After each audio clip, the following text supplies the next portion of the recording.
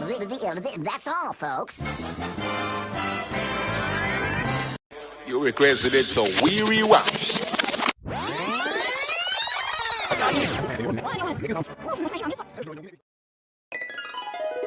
Previously on.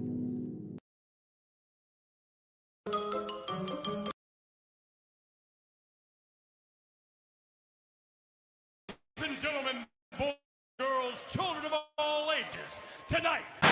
There is nothing wrong with your television set. Do not attempt to adjust the picture.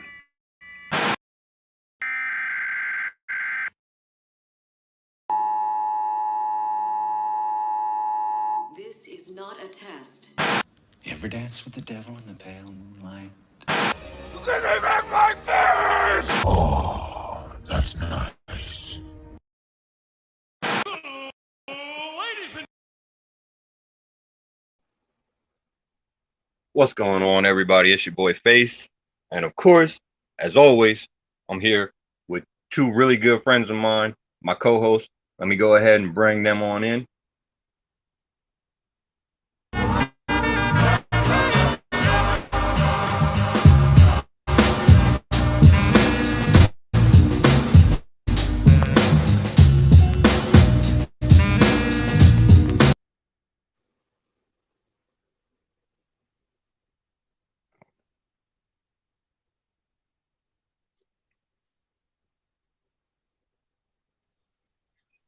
Keys, what's going on, my man? How are you? Man, it is a beautiful day. It's a long weekend up here in Canada. Life is good, man. We got a new trailer. Life is good, man. How about yourself? Right. All right, let's go ahead and get our boy Hyper in here.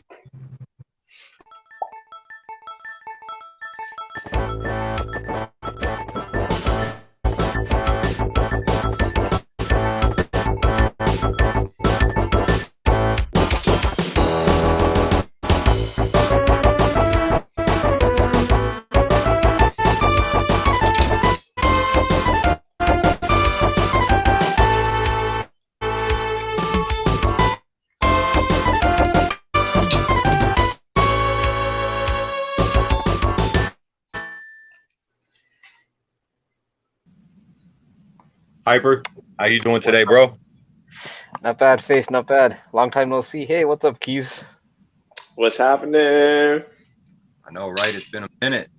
Yeah, nice shirt. What's been going on for you guys? Anything interesting? Internet, geez. I mean, it's been a long weekend, but I've honestly just been spending time just doing yard work today. So. Hey, as long as there's a beer in hand for the May 2-4 long weekend, you're doing that yard work, it's all good, man. It's all good. Those who don't know, it's Victoria Day. Exactly. Well, yeah, I appreciate you guys being here with me. I know you got a little national holiday going on up there, Canadian Drunk Day or whatever it is, you know. I'm sure you guys have been enjoying that.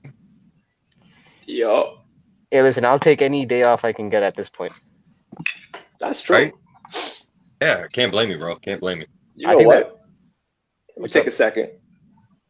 Other than it being Victoria Day, aka a holiday after Queen Victoria's birthday, there is another birthday. So I'd like to make a birthday shout out to Sana.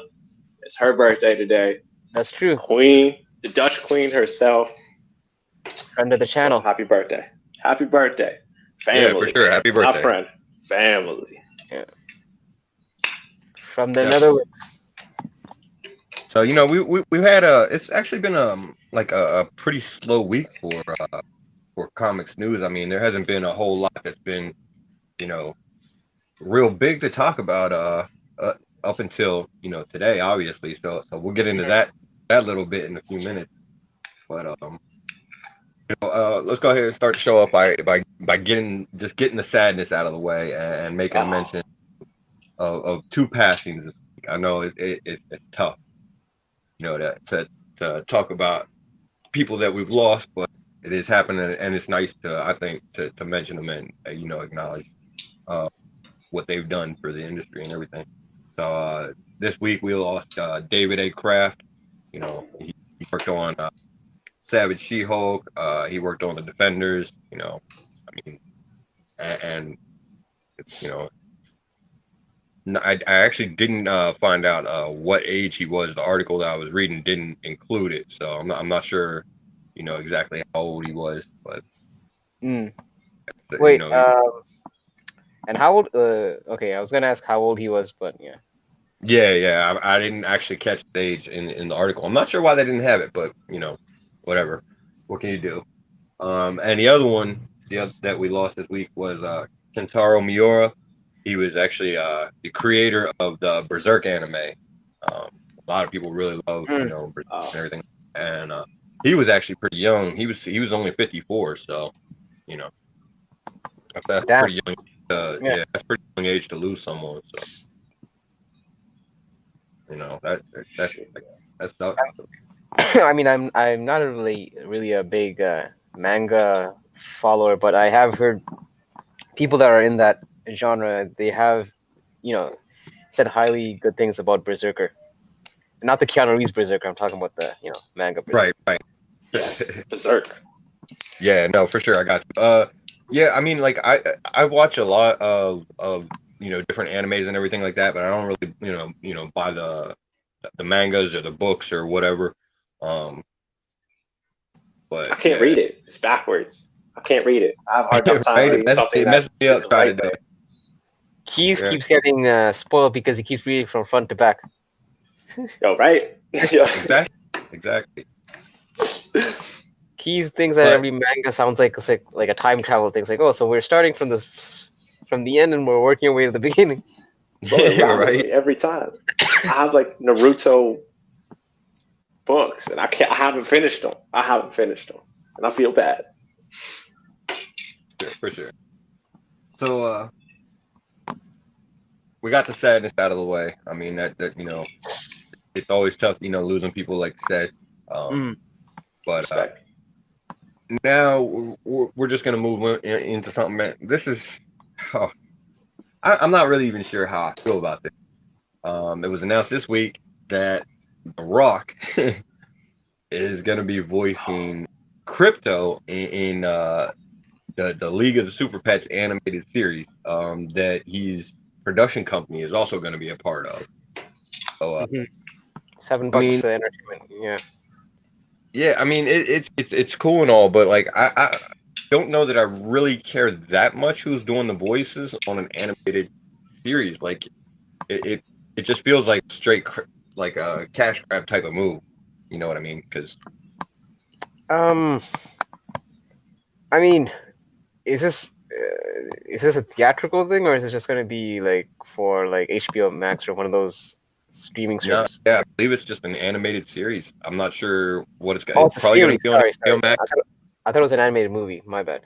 I think it's an animated series. I could be wrong.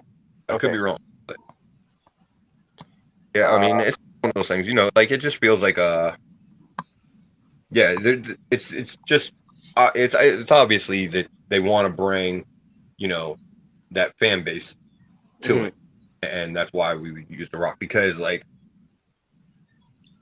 The Rock is as great of an actor as he is and everything.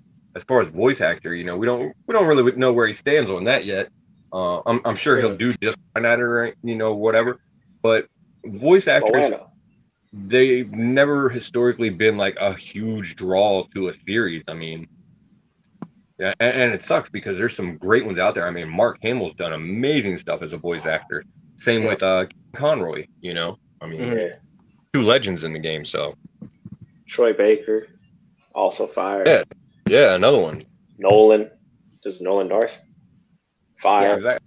Yeah, But there's just the guys so that you're many of mentioning, like I think the guys that you're mentioning, they also do like video game voice acting. a lot of them do. Hey, that's A fair. lot of Still them do. counts. Yeah. Still counts. No, for sure, Yeah. and because especially when you're playing like games these days, especially with those cutscenes, they're not like they were 10 years ago where they're like 16-bit, not 16-bit, but like those flat graphics. 32. They're For almost sure. like cinematic at this point. Oh, 100%. Yeah, so, I mean, it's cool, but it really doesn't do anything for me as far as my interest in the series. I would have been, you know, I'm just as likely to watch it now, I think, as I was before. Mhm. I know that there's a heavy rock fan base that'll be more inclined to watch it, and that was the goal, that's the target, and I'm Yeah. sure they hit it. But yeah, for me, it doesn't really do a whole lot. It is cool. Now that being said, though, how do you guys think that this will draw attention to, like, let's say the League of Super Pets comics and like the first appearance of like Crypto and Ace the Bat Hound and stuff like that? See, the thing is, So yeah, go ahead, Keith. it's actually a movie. It is a movie. Oh, it is a movie. Yeah, like hitting theaters May 20th, 2022 movie. Okay. Oh, okay. So it might have a little bigger That- impact than I initially would have thought. Yeah, that definitely does change. That definitely does change things. It's going to be a theatrical release too. Wow. Yeah. I still though, as a voice actor, it just doesn't really necessarily do a whole lot. Like as far as See, here's the thing. like, okay, cool. I mean, I hate to sound cliche, but if this was a Marvel property, I think people would be more inclined to probably back issue hunt those comics. But DC's kind of cold, I find, in terms of media. It's like look at the CW shows. Those first appearances don't really do much in the comics. Yeah, But that's DC has true. the best animated universe. Hands It does. down. It does, but for the most part, most of those are direct to DVDs and That's true. true. But streaming. even the animated universe is fairly disjointed and broken up too, because I mean, there's a lot of there's stuff that's fits together. The DC animated universe has like a core group of stuff that's applies to it. Batman the animated series, obviously, the Superman animated series, stuff like that. And then there was the New 52 run of movies that they did that ran from Flashpoint, I think, until Justice League War or something like yeah, that. Apocalypse Dark. or whatever. Justice That's League what Dark. it was. Yep. Yes. And those were great movies, to be honest. But Solid. there are a couple different branches of that universe.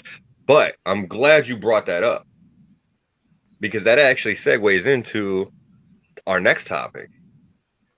We're getting another Batman animated series, and it looks like, I'm not sure, but it does look like that this animated series is supposed to fit into the DCAU.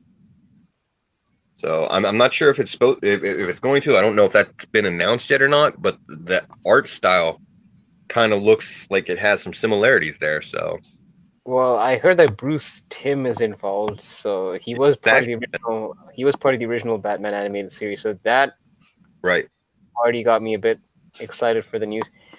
I mean, I can see them. Maybe they're trying to catch lightning in a bottle, because that first Batman animated series was legendary in terms of, like, it was like 1990. I mean, 91, 92, I think, when it came out, and people are still talking about it as probably being one of the best animated series. They usually put that and X-Men the animated series as probably like their number 1 and 2, I would say, in terms of like comic book adapted animated series. I'll definitely be looking.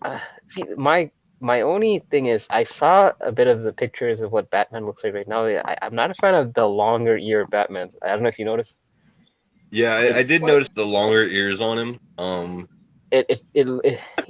It's the costume design I'm not too crazy about this time, because it looks like he has longer. Yeah.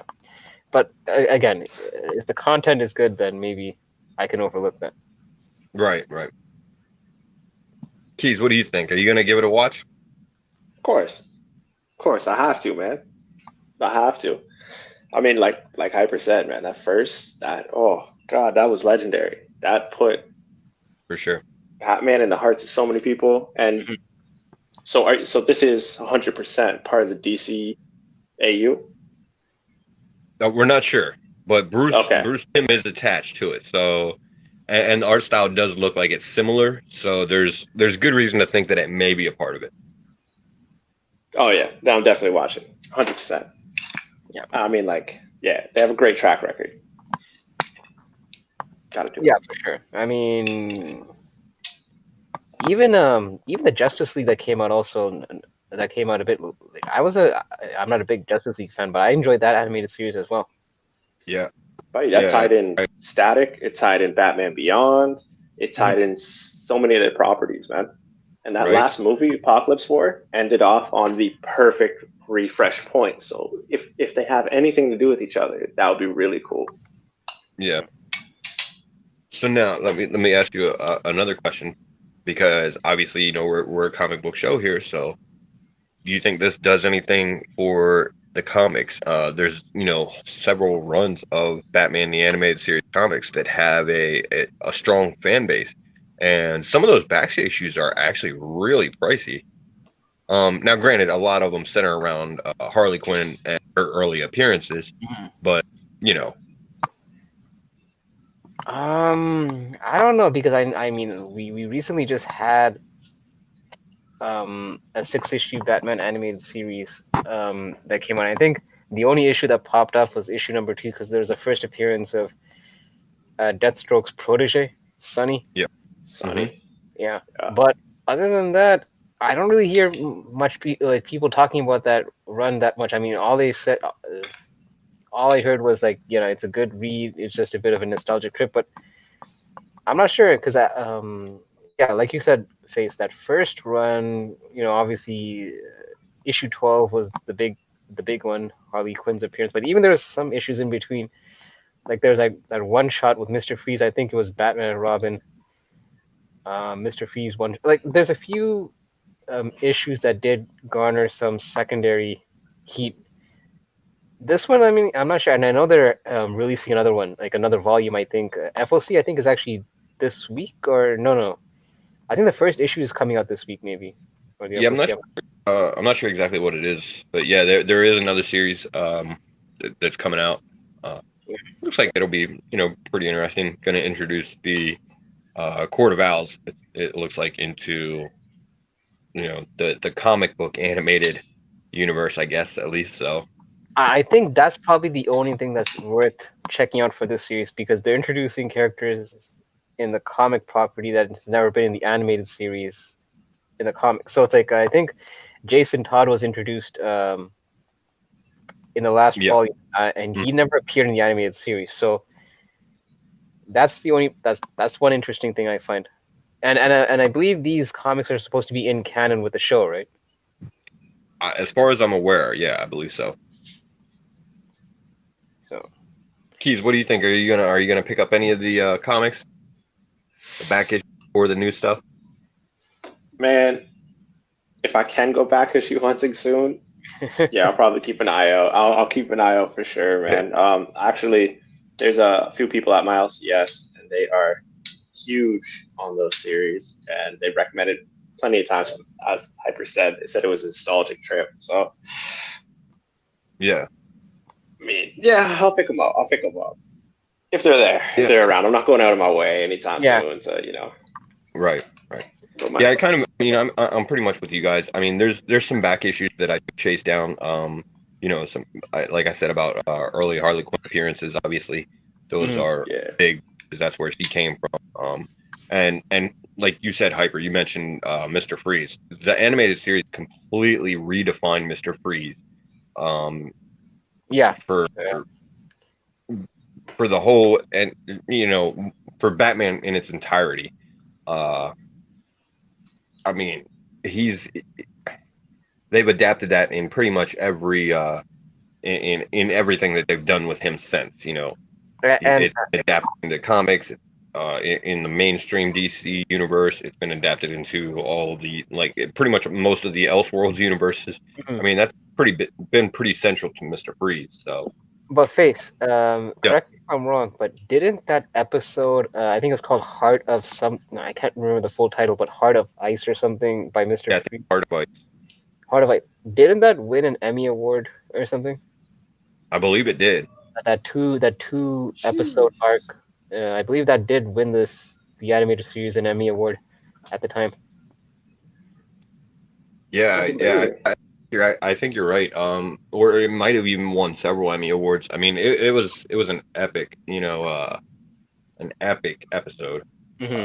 One of the best in the entire series for sure. So I mean, I still have the box set, the Blu-ray box set that I bought. I still have to go through the episodes Like I started it and then there's a lot because it's like 10 discs I think in that set. Yeah, yeah. So yeah. Jeez, man. And I mean, yeah, and I'm gonna, I'm gonna get the new series, of course. You got the first appearance of Court of Owls showing up in there. And I just like the last series that they did. It was a good read, so I'll continue on with this one. But like you guys said, I'm not gonna run out and grab any particular issues, as far as thinking that they're gonna blow up or anything like that. But it is interesting because sometimes these things do happen. You'll see some characters that they might introduce or bring back, and could see some heat on some of those issues. So you never know. It's something to keep an eye on, and it's definitely going to be fun to watch. At least I hope it is. Yeah. Batman animated is almost always good. So Yeah, I mean, I'll keep my eye out, but like I think I mentioned to you, Face, how in a time when I'm trying to cut my pull, this might be one of those things that it might be something I might revisit down the line. Probably not on New Comic Book Day, but it might be something that I might just wait until it's collected in a volume or something like that. right. Play. Sure. Jumping on to another series that DC is messing with, but this is in live action. Apparently, they like what they've seen from the early looks that they've had at Naomi, and it's been ordered for a full series from the CW. So it looks like Naomi is something that we are going to see here in the very near future. Didn't we see? Okay, so I think I showed you guys like a live, like a photo image. Was that real or was that photoshopped? I'm actually not sure. I don't Like the remember. homage? No, because there was like a picture that was floating around the internet that almost looked like a swipe of the cover A. Or like, yeah. was that an Oh, actual? I think that was real. I think that was. Okay. I hope it was, because that was fire. Yeah, I wasn't sure if that was a doctored image or if that actually was real or not. But yeah, I mean, look, I know that when people picked up Naomi, initially they figured that this would be a character that would translate as a TV show more so than a movie.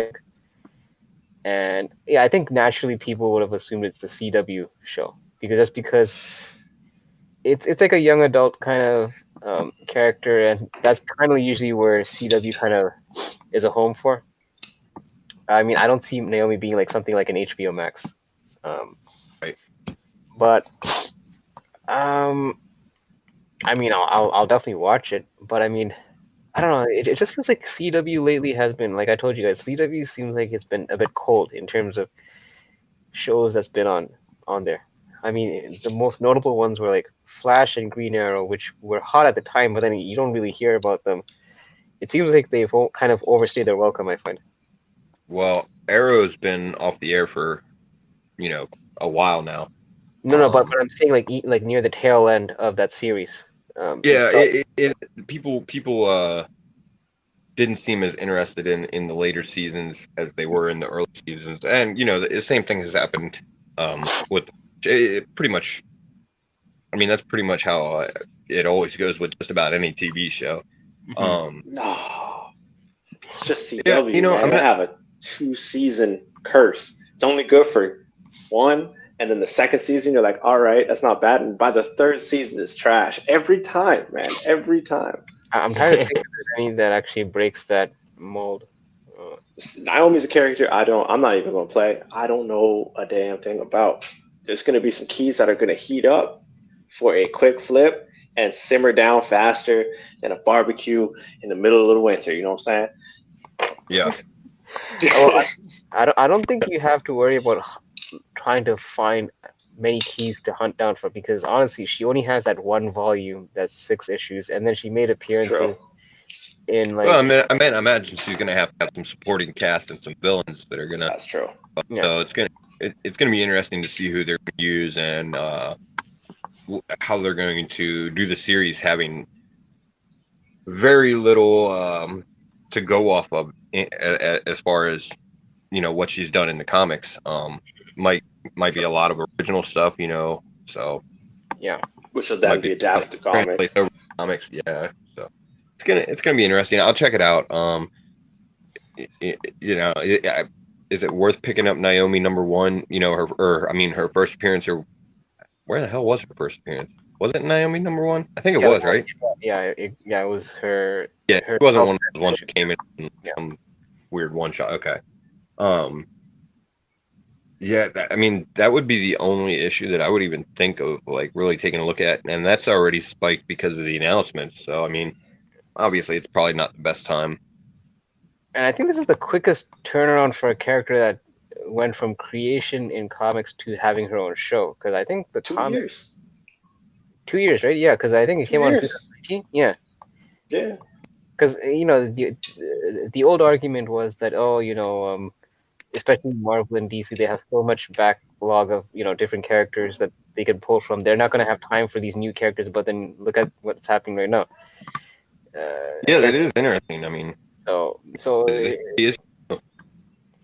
it goes to show you that just because a character is fresh and recent doesn't mean that you're gonna have to wait 10 years to see them on the big screen or small screen. If they gain enough popularity and fan support, studios might take notice and they might push them sooner than later to come on, uh, you know, Right. for live action or animated. So For sure. I mean, yeah, I like you said, I agree with you guys. I'm not a huge fan of Naomi's, but I'll check out the show for sure. mhm. I'll keep an eye on, those early appearances, that might pick up some back issues if I can find them cheap. Yeah. But that's about it. I'm not gonna go crazy on anything, or not gonna go chasing down first appearances for premium amounts of money or any of that craziness. So, Yeah. just one of those things. But speaking of CW series, another announcement, and this one actually just came out. I think it actually came out earlier today. The Powerpuff Girls, the pilot, I guess, is being scrapped and reworked, but they're keeping the same cast or something like that. So sounds like whatever they saw, they weren't a fan of the first episode, I guess, that they put out there, and they want to rerun it. How likely are you guys to check out Powerpuff Girls live action series? I would check it out just to see how they do Mojo Jojo, the monkey. Yes. Right? That's what I'm Yes. talking about. That's what I am looking forward to the most, right there.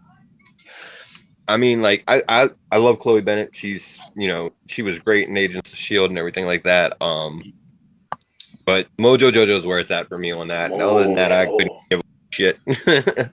I hope they Right? don't see. This is where I sometimes wonder how something that's been predominantly like an animated, like a manga-esque kind of anime kind of style show is going to translate into live action. Like you see how the Powerpuff Girls are like on screen. They have like the big eyes and they look like little toddlers. They had no fingers. They had there was no fingers, bro. It was weird. So how does that Yeah. how is that going to look on TV? Are they going to CGI them to have like these giant eyes, which is going to creep me out if that's the case? I don't think they're going to do that. I think they're just going to leave them as so trippy.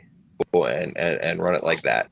It's kind Hey. of just because I mean they kind of almost tried to do something like that with what is it, Alita Battle Angel, and I'll be honest, Ah, the eyes kind of took me away from that movie. Her giant eyes was a bit unnerving because when she's interacting with other people and then she has a giant eyes, like it was yeah, it's kind of like this is the same issue I had with the DBZ movie that came into live action. It's just Oh, we don't talk about that. but you see what I mean, right? Something that was Didn't happen. predominantly like a manga style, and then you try to make it as a live action. It just it doesn't come off, it didn't come off that well. So, it's true. and it's not like I'm a big Powerpuff Girl. It's not like I was watching that when I was like in my youth. So, Bro, this is, as long as there's sugar, spice, everything nice, and a dash of chemical X, I'll be there. I will Wait. be there. is that Spice Girls or Powerpuff Girls? I don't know what that is, but Yeah. as long as Mojo Jojo's there, then I'll be there. You guys That's don't it. remember that? The professor was whipping it up. You put like sugar, spice, Everything nice, and then the Chemical X fell in there into the concoction, and that's what gave him the superpowers. I mean, Damn. See, You know, I'm gonna be honest. I didn't watch Powerpuff Girls like that. I watched the crap out of it. I mean, you know, it just wasn't my show. yeah, I Sailor mean, Moon too. That was decent. Not gonna lie. Kind of annoying, but I You still know. watched it. see, Sailor Moon's a bit different because at least the characters on the show look proportionately like human beings. So That's true. at least when they come on the big screen, you could kind of make it work. Whereas Powerpuff Girls, they actually look like little dolls. And then you're gonna have like these, these grown folks playing them. So it's gonna like I'm curious more the reaction of people that actually watched the show, how they reacted, because like I said, for me it's like I couldn't really. I'm not gonna be boycotting the studio because I don't really have much of a dog in the fight. Right. True. You know, but the thing is, and it actually that's a great segue too, because in a little bit of Sailor Moon news, there's a new. I'm actually guessing that it's going to be an animated film. There wasn't a whole lot of information available, but there's a new film coming for the Sailor Moon universe. So if you're a fan of that, you know, Wait, they're saying that it's going to revitalize interest in the franchise or something like that. So hold on, there's a Sailor Moon universe. I thought we just had Sailor Moon and that's it. yeah, I didn't realize. That's what I thought. I don't know a whole lot about Sailor Moon. I'm not gonna lie. I don't know anything about that shit, bro. Listen, Sailor Mercury, Sailor Mars, Sailor Venus, the dude whose name I can never remember, but he looks like the Zorro-ish type tuxedo guy. Yeah. That's it. Yeah, That's it. I think it's Tuxedo Man or something like that. Tuxedo But Mask. I've watched it. Yeah, I've watched it a few times, but when it was on Cartoon Network, but I never really, jumped into Sailor Moon as much. So Yeah, Tuxedo Max has a bit of a creeper vibe to him, like wearing just a tuxedo with like just a. He looks like he came out of like that Eyes Wide Shut kind of party. Like well, hey, whatever works, but Fair. So a little bit of bad news, I guess, for Star Wars fans. It's been announced that the Rangers of the New Republic series is no longer in development. Now, originally they had announced that they were doing that series, and I think the plan was that it was going to center around Cara Dune, the character that was played by Gina Carano in The Mandalorian. And then, of course, were the issues where she's no longer working for them. So it sounds like they've just, at this point, went ahead and decided to scrap the whole idea. So, not really much to say about that other than it's kind of disappointing that we won't get to see that series. Not sure who was running that, if it was, on the Filoni side or if it was on the Kennedy side of the Star Wars universe, but I would have been more inclined to be excited about it if it was on the Filoni side, personally. I think Keys probably might have more of an opinion than I would, because he's definitely more of a Star Wars fan than I am.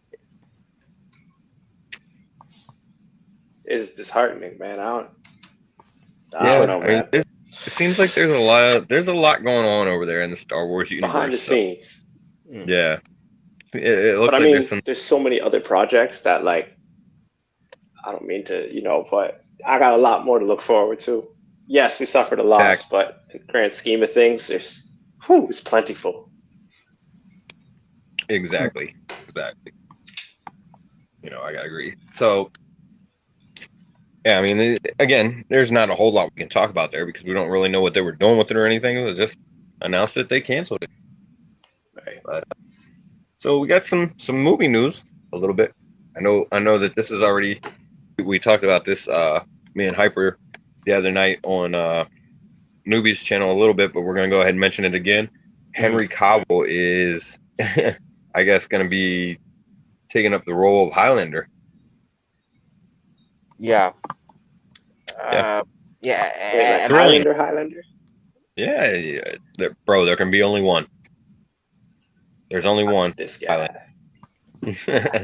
I mean, as I mentioned last night, I don't have a big connection with the Highlander series other than I just knew that the main one of the main guys was Aiden from Mortal Kombat 1.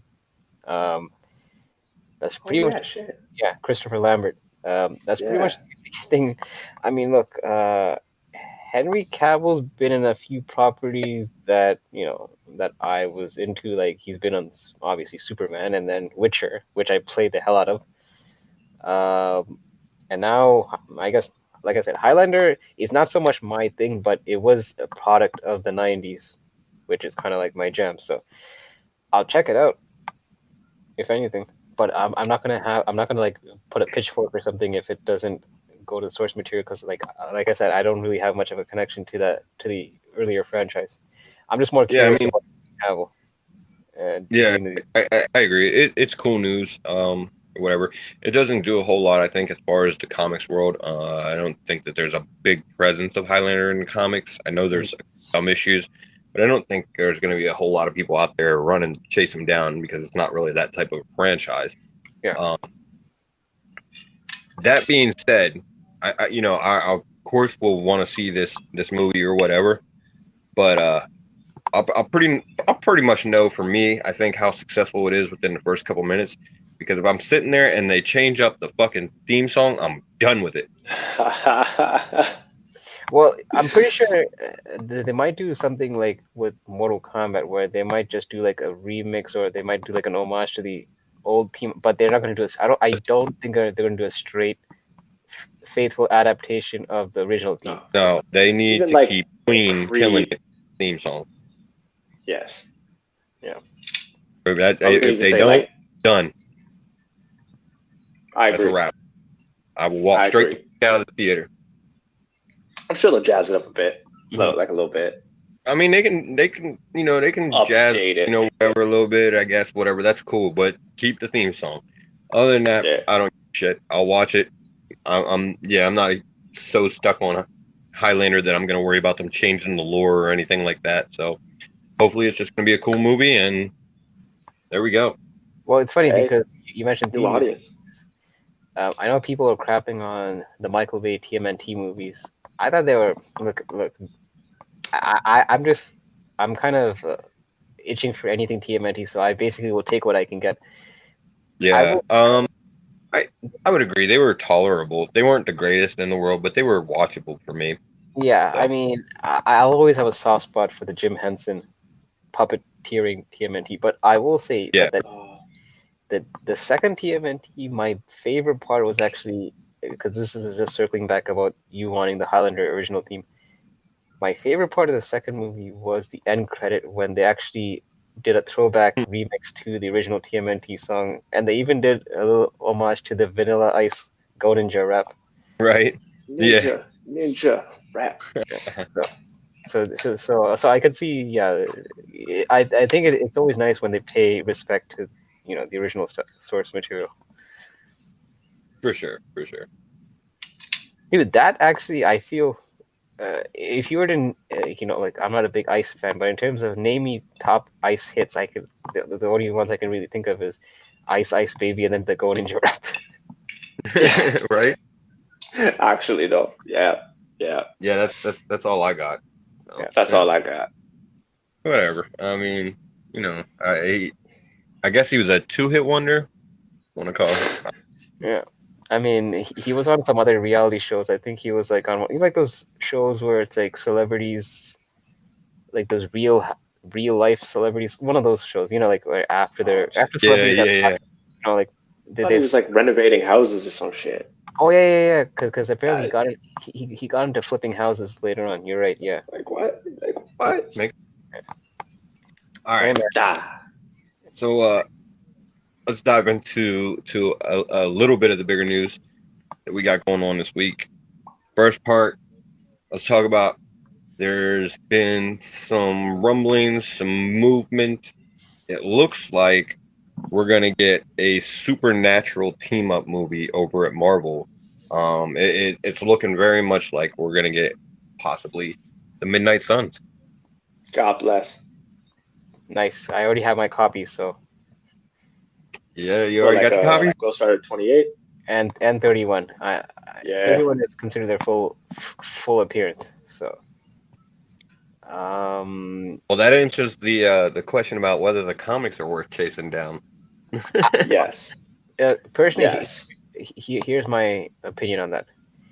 Knowing what the prices were, in good conscience, I can never pay $30 for that comic because No.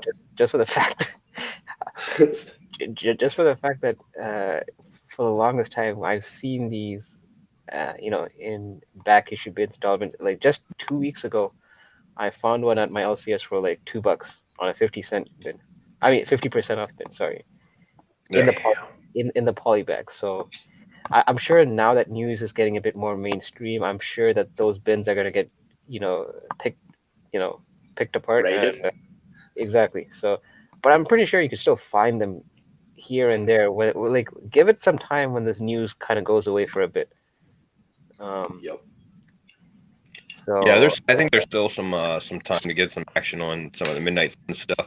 But yeah. yeah, like you said, it's definitely worth it at looking at trying to pick up, what was it, 28 and 30, 31? I just never understand how like I get the value. These prices are what they are, but I'm just trying to put myself in the mind of some of these collectors. Like, do they not have any shops around their area that they're willing to go to eBay and immediately pay $30 for a book? Hey. That's like, Yeah. it honestly, like, listen, it's your money at the end of the day. It's just like my question is, if you're spending $30 on a $2 issue, what else are you spending your money on in the hobby? That's my question, I guess. It's just Well, it's just Hookers bizarre. and blow. Yeah. yeah, I mean, hey, I don't know. Yeah, like you said, and like it's been said in chat, these are pretty plentiful, pretty easy to find in back issues. So, obviously that's where I'm digging before anything else. I'm not running to hit up eBay or anything like that anytime soon for it. There's definitely still time to search these out and find them in those back issue bins, and they're still there for sure. The only tough, I think the only tough part is getting 9.8s in those books because people think just because they're in the polybag doesn't mean that they're going to be perfect, because you'll notice Yeah. that once you remove them from the polybag, then you'll see the creases and all that. So, and like I said, these books were just basically tossed around. They weren't exactly people treat them as exactly. And apparently there is a newsstand copy also. That's also that one I couldn't find. So sure, yeah, might be worth looking at and trying to chase down if you can find it. But again, I'm not paying $30-$40 for these. Yeah, right. Maybe the set. Maybe the set, man. Shoot. So I paid $10 for the entire set 2 years ago at a convention, and every single one of them were in a polybag. So oh, perfect. The other issues are still in dollar bins. Like what is it?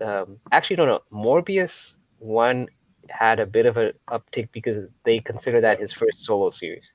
Yeah. So that one got a bit of an. What's up? I think Darkhold, is it either Darkhold or Night Stalkers, has like a few low key first appearances in there that nobody really talks about, but yeah, it's still cheap. Yeah. I think it's Darkhold. I honestly think so. Because okay, so of the 6 issues, you have 2 Ghost Riders issues. You have a Spirit of Vengeance. You have Darkhold, Morbius, and Night Stalkers, right? Yeah. Yeah. So that makes up the 6. So, so of the 6, it seems like the 2 Ghost Rider issues, and then Morbius is the ones that kind of gain. And then, like you said, there might be some low-key first appearances in the other issues that people aren't aware of. I'm fairly certain, yeah. Do that research.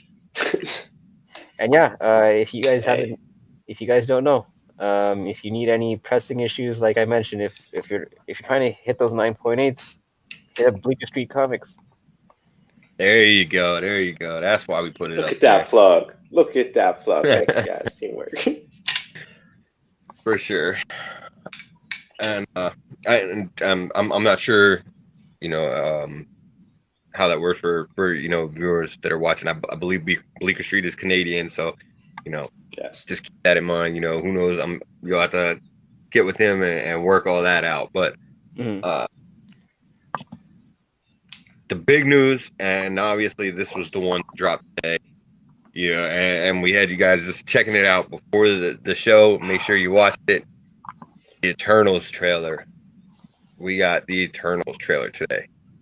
What do you guys think? Let's I get Can some I be opinion. blatantly honest? yeah. Yeah, I, much like Shang-Chi and Guardians of the Galaxy, feel that this is very refreshing. Only because those three are properties that I don't know a whole plethora about, right? So I can go in there without any investments. I'm not like, oh, this isn't here, so I'm losing money. I could Yeah. just go in there with pure, unbiased opinion and just enjoy it for what it is. So the movie looks solid, like the trailer looks solid, man. And down towards the end where they cracked a joke, I was like, oh, this could come at many. This could be a very fulfilling movie, in short. And yeah, man, I just like to sit back, relax, watch the movie for what it is. So I'm kind of glad. And it's Yeah. about damn time because this has been in the talks for how long? Like, shoot. yeah, seriously. I bought an Eternals one 2 years ago when the movie was like right around the time the movie was announced. So that was like in 2019 or so. So Yup. and at the time no one was really talking about Eternals back then. But yeah, man, it's You're sitting. yeah. But the problem is I realized that one of the staples was detached from the cover. Oh, I mean, fortunately, I only paid $40 for the copy, so it's not like I broke the bank for the book. I just thought I got a good deal, but pro tip: if you guys are at a con, always open the book and kind of flip through to make sure that it's all intact. but That's Bro.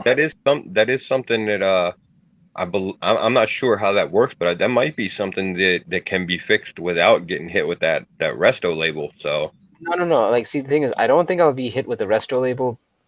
But if I was to try to, no, I think if I attempted to basically re-staple or anything like that, it'll definitely be a resto because they can I guess tell if I use it fresh. So there's no way oh around yeah, it. yeah, yeah. No, you still have the staple though, right? Yeah, basically it's like the stapler, like all the other pages were stapled to the staple. The only thing is like the cover, like the bottom part of the cover is basically detached from the staple. Yeah, if you still got the staple there, then you should be good on getting it repaired. You might want to talk to Bleecker, but yeah, I mean, I But no, think that's but doable. here's the thing though, because like the cover basically detached from the staple. So unless I rearrange the staple into another portion of the cover, it's not coming Oh, back. You know what I mean? I see what you're saying. Yeah, okay. Like the But section of where the staple is, the cover, like that bottom portion of the cover, kind of yeah, it came off. ripped through basically. Bleeker saying that I can fix that. I mean, I'm Yeah, curious, you're but saying I. Man, I let's might do want to talk this. to him. That's All right. Might it. want to talk to him about it. Could be worth it. I mean, that Eternals is about to blow up. Listen, for me, like, and I'm with you guys. I hate to say this. I'm a Jack Kirby fan. But I don't have a lot of knowledge of the Eternals. I'm was more of a fan of New Gods. Um, I didn't get into the Eternals as much, and I'm glad to see this coming to the big screen. And I'm looking forward to learning more about the Eternals. I have heard from people that have read the original Eternal stuff, and they said it's it can be a slow read. I heard that too. Yeah, it's And not. It's kind of boring, maybe, but you know, obviously this is the MCU. They're gonna action it up. They're gonna joke it up, mhm. and I think we're gonna probably follow like we're gonna follow like a similar. We're gonna have like a similar beginning, some middle points that touch on stuff that makes sense with the comic book run, and basically the outcome will probably be fairly similar to whatever comic book inspiration that they use. But there's going to be a lot of vast differences in how they approach the movie from what they did in the comics, I think. Yeah, So and Bleecker Street, I'll definitely hit you up on IG to get your insight on my issue, so to speak. yeah, for No, sure, that's definitely worth looking at. I no, mean, no. it's been I saw a that. fairly You saw that. undervalued franchise. Uh, No, but do you guys remember when that issue #1 was like barely worth anything? It was like, oh, what was it? Because it was like a highly like it was like even though it was a Bronze Age book, it was a #1 that was highly printed. I think people could have still got it for like $30 for a near mint 2-3 years ago. Bro, I think you're right, man. there are so many. Like you would not believe how many Jack Kirby keys and like there's first appearances of Kirby characters that run in that $30 range that just sit there because they're so overlooked, they're so underrated. Devil Dinosaur is another one. Like you Yeah, can pick up the first appearance of Devil Dinosaur right now for a pretty nice copy. I got one a couple months ago for like 20-30 bucks for a nice grade raw. it's funny And because it seems like uh, people are putting more value in the Moon Girl Devil Dinosaur #1 versus Devil Dinosaur because it seems like they're putting more stock into the female character than the dinosaur, at least from the value I'm seeing. yeah, and that's fucking crazy to me just because that Devil Dinosaur is going to be the much harder find. And it's another character. They're both characters people I think are going to love, you Hmm. know. So I think people are going to seek out, both of those characters' first appearances. And I think Devil Dinosaur in the long run is going to be the one that's much harder to find, especially in good condition because Yeah, it's an older Kirby book, so that one that could be worth looking at picking up. and that one I believe is going to be an animated series, right? I don't think that's actually turning into a movie. I think that's actually a Disney Plus series, from what I understand. I think so, yes. Yeah, I'm not Yeah. sure whether they're doing live action or animated, but I believe it is a Disney Plus series. Yeah. yeah, but going back to your thing about Eternals, so when I saw the trailer, like Keys, I don't have like a plethora of knowledge on, um, Jack Kirby's Eternals. Um, it's almost like the same thing when I watched Guardians of the Galaxy trailer. I knew nothing about Guardians of the Galaxy, but then it's one of those things where after I watched the movie, then I kind of got into it. I'm hoping this kind of does the same thing for me with the Eternals, where like one thing that the MCU does really well, I find, is they don't punish you for not knowing the source material. It's almost like, if anything, when you watch the movies, they kind of make you want to go out and look more into these characters after the fact, which I think Yeah. is a testament to how movies should be done. You don't want to create movies where it feels like it's like like a closed circuit kind of club where only like people that know. And that's kind of how I feel when I read Grant Morrison, like sometimes from DC, where Grant Morrison, I find that uh, if you don't know some of the DC backlore, like you're kind of lost. Like I remember when I was reading Final Crisis, I had to open like a web page while reading it Hmm. just to kind of pick up on some of the nuances that he was Yeah. putting in just to follow along the story. So that's the thing. That's what I like about these MCU movies. They're completely accessible for people that don't know these characters. And like I started picking up Guardians. Like I have more Guardians of the Galaxy comics because of the movies. Hundred percent. I would never have collected Guardians of the Galaxy, and it's actually currently in my pull right now. So I'm thinking the Eternals are going to be the same thing. Like I'm not going to be one of those people that's going to front and say I knew, like, oh, like these movies. I hope they're like, because I don't know what the source material is, to be quite frank. But Yeah, Yeah. same.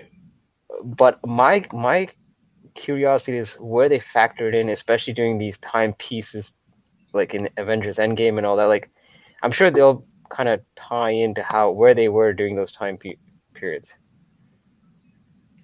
Yeah. Because, yeah.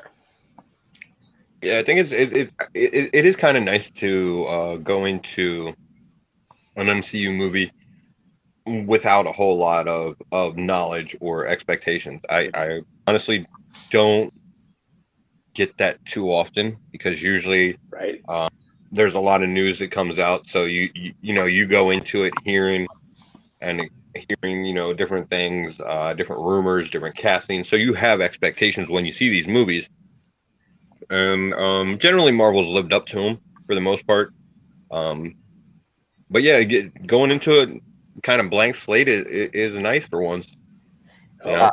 I don't know if you guys saw there's a meme that someone posted on IG, which is hilarious to me because there's a guy driving, and he's supposed to be Eternals, right? And then on the highway, he sees a sign that says Thanos attacking Avengers headquarters, and then you just see the next picture shows him putting the car in reverse and then driving back because to kind of show that to basically explain why the Eternals weren't there during Endgame.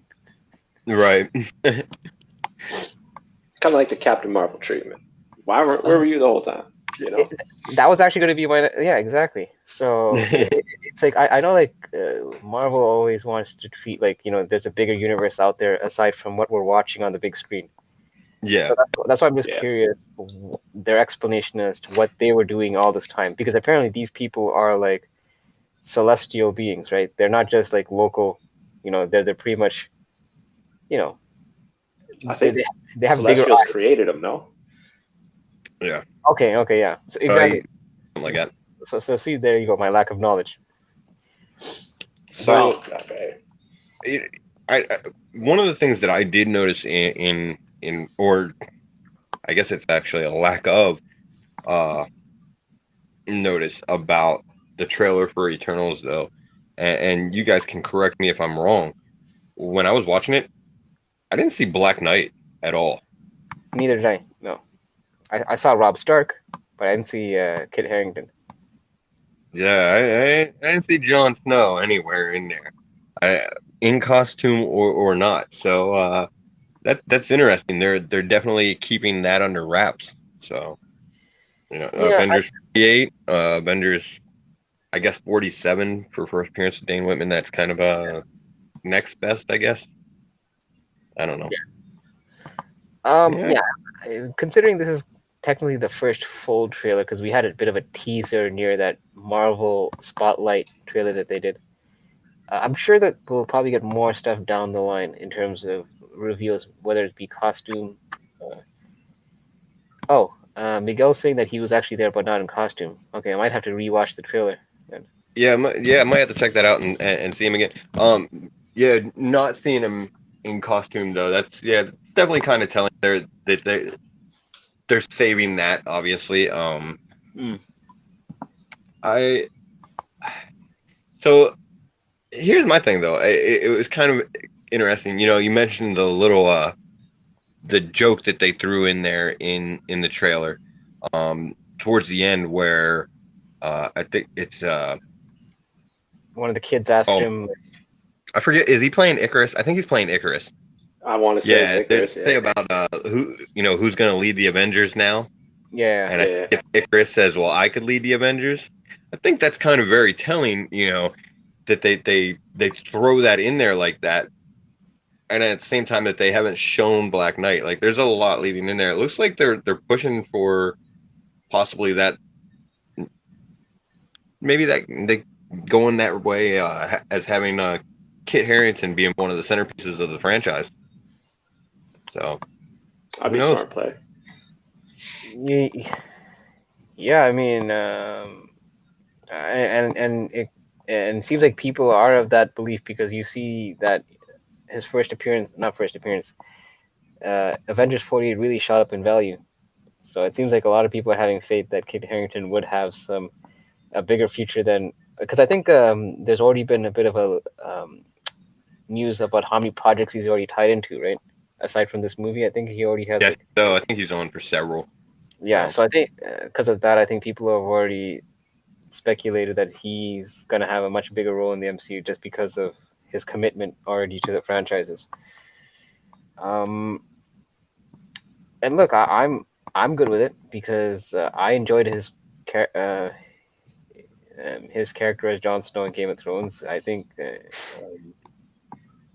aside from this last season, which I really won't get into, but right.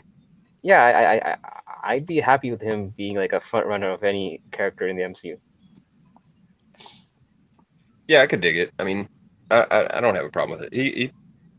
I think he could pull it off for sure. Mm-hmm. So yeah, definitely. It's probably too late to jump on. Like you said, Avengers 48, Eternals 1. But some of the other keys in there, you might be able to find Avengers 47, still relatively cheap. Yeah. There's several other Eternals keys. There's probably a couple other keys for Black Knight. I'm not too familiar with him as a character either, to be honest. Not one of my favorite characters by any means. Well, I But mean, he has his first solo series that happened in the '90s, the four issue arc. yeah, So yep, that's true. yeah, they're still relatively cheap at the moment. So Yeah. All right, guys. So it's time to move into the, I don't know, what do we want to call it? The second, I guess, the second portion of the show where we're gonna discuss some FOC and some new comic book day picks. So let's see if we can get this I'm ready. working right here. Oh man, don't jinx it. Don't jinx it. All right, we got some visuals this time. Woo. we might. Oh, I see loading. Oh, I see pictures. Okay. Okay. All right. So we got a bunch of different pictures. Like obviously I don't have PowerPoint, then I'm not doing all that shit. But I will have some pictures obviously for us that we can check out to see some different covers of the books we're going to talk about. Mhm. So, it'll be kind of nice to be able to do that. So let's start it off. We're going to jump into the FOC portion first, and we're going to go ahead and skip the FOC stuff for this week because it's really close anyway. Like DC's basically already passed, and Marvel is pretty much tomorrow. So you'll probably want to have already had those orders in if you can. So we're going to jump into books that it looks like are going to be on FOC for May 30th, and they'll be releasing June 23rd. And June 23rd. Keys, you want to start us off with your picks? Shoot, man, let's go easy on them. Let's go easy on them. Something's killing the children. All right. What issue was that?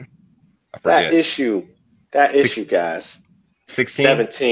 17, Oh baby. yeah, 17. 16 drops this week. We have a story arc about the origins of Erica Slaughter. We are going to see some characters that have been introduced in the later issues of Something's Killing Children. So please expect those keys to jump up in price. We're talking issue 11. We're talking issue 13. I'm ready. I mean, shoot.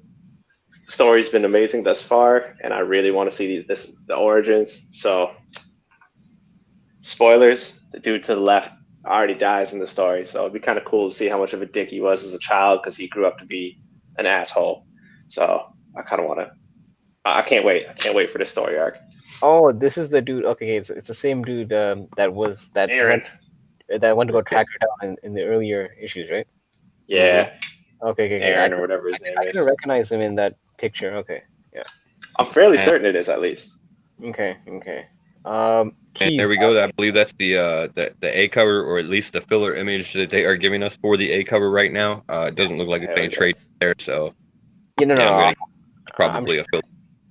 I'm sure they're gonna put the trade dress and all that on it, but yeah, Keys and Face. Are you? Well, I already know Face's answer, so I don't have to ask this question to Face. You really don't. Keys, are you getting the other covers like the glow in the dark variant or the 1 in 25 of 17? Yeah, I'm in talks for the 1 in 25 at my LCS. Am I guaranteed it right now? Unfortunately, no. But yeah, I kind of do want that glow in the dark though, man. I'm not gonna lie. I went ham with 16. Like I have a lot of 16 covers, so we'll see how hard I'm gonna go with 17. Bleecker Street, drop in the comment what issues you're missing. I'm just curious because obviously if you're missing issue 1, you're going to be shit out of luck in terms of finding that for a good price. But yeah, I'm just curious which issues you're missing from that series, Bleecker.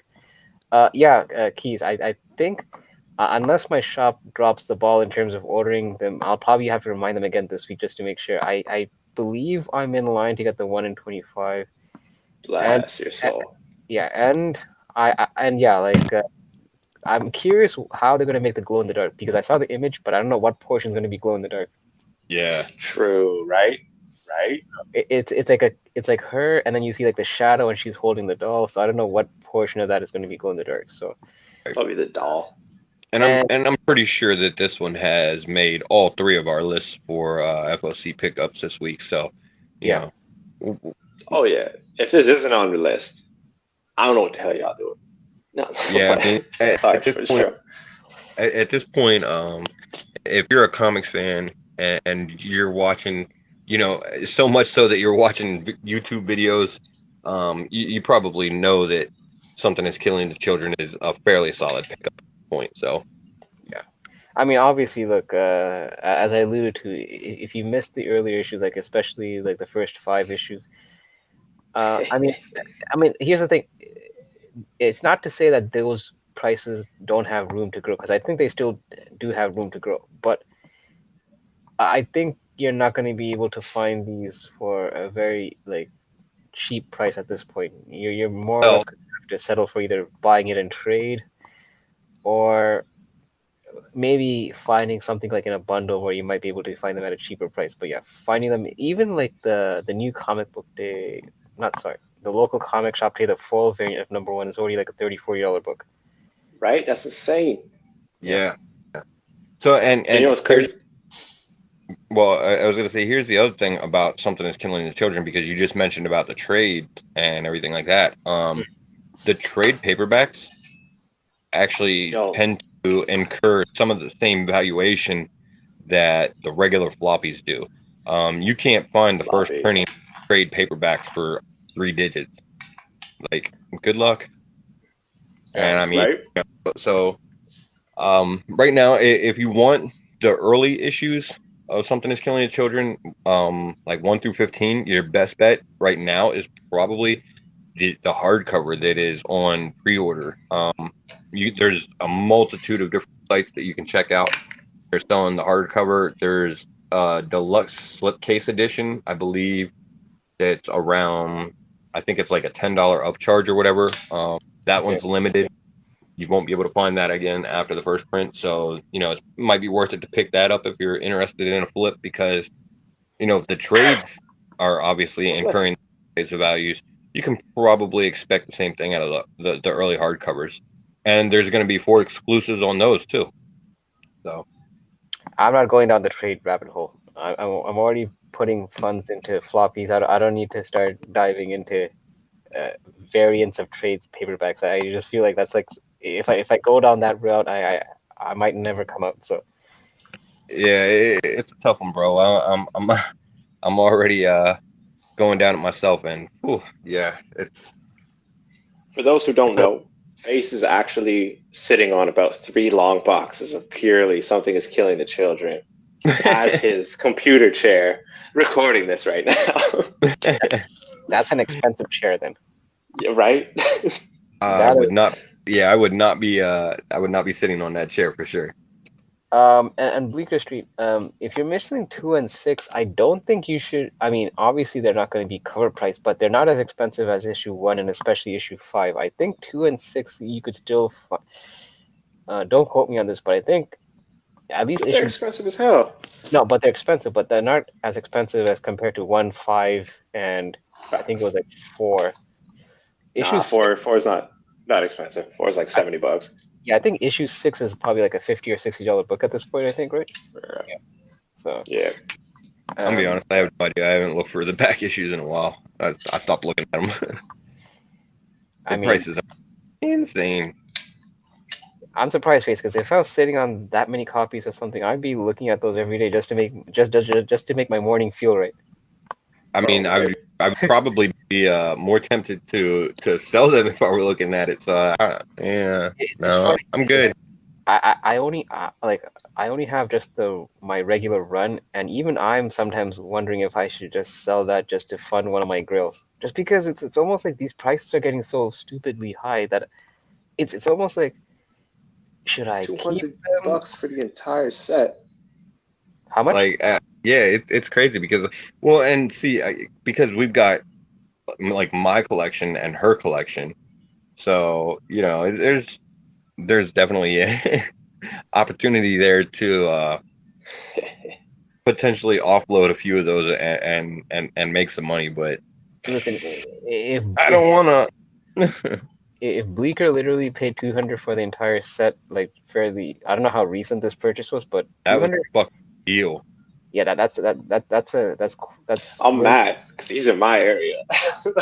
that's quite a bargain. That I'm like, where'd you find this? Where'd you deal find this? right there. I mean, I know we're only 15 issues in, but 15 number one is already like $1,000 book, $1,500 in a 9.8. So Yeah. if you got all that for 200, yeah, that's quite a steal. And don't sleep on those later issues, man. Yeah, sure, the print runs a little bigger, but like I said, man, issue 11, issue 13, they got keys. Mhm. Yeah, for sure. They got keys, For sure. which we will see in the story arc. So, Keys, what's next? What's your next book? Shoot, we got to go on my automatic pull list. Sorry, hold up. Spawn. Of course. Spawn 318 or 19? I forget. I think it's 19. Yeah. Yeah, I'd be on that book, right?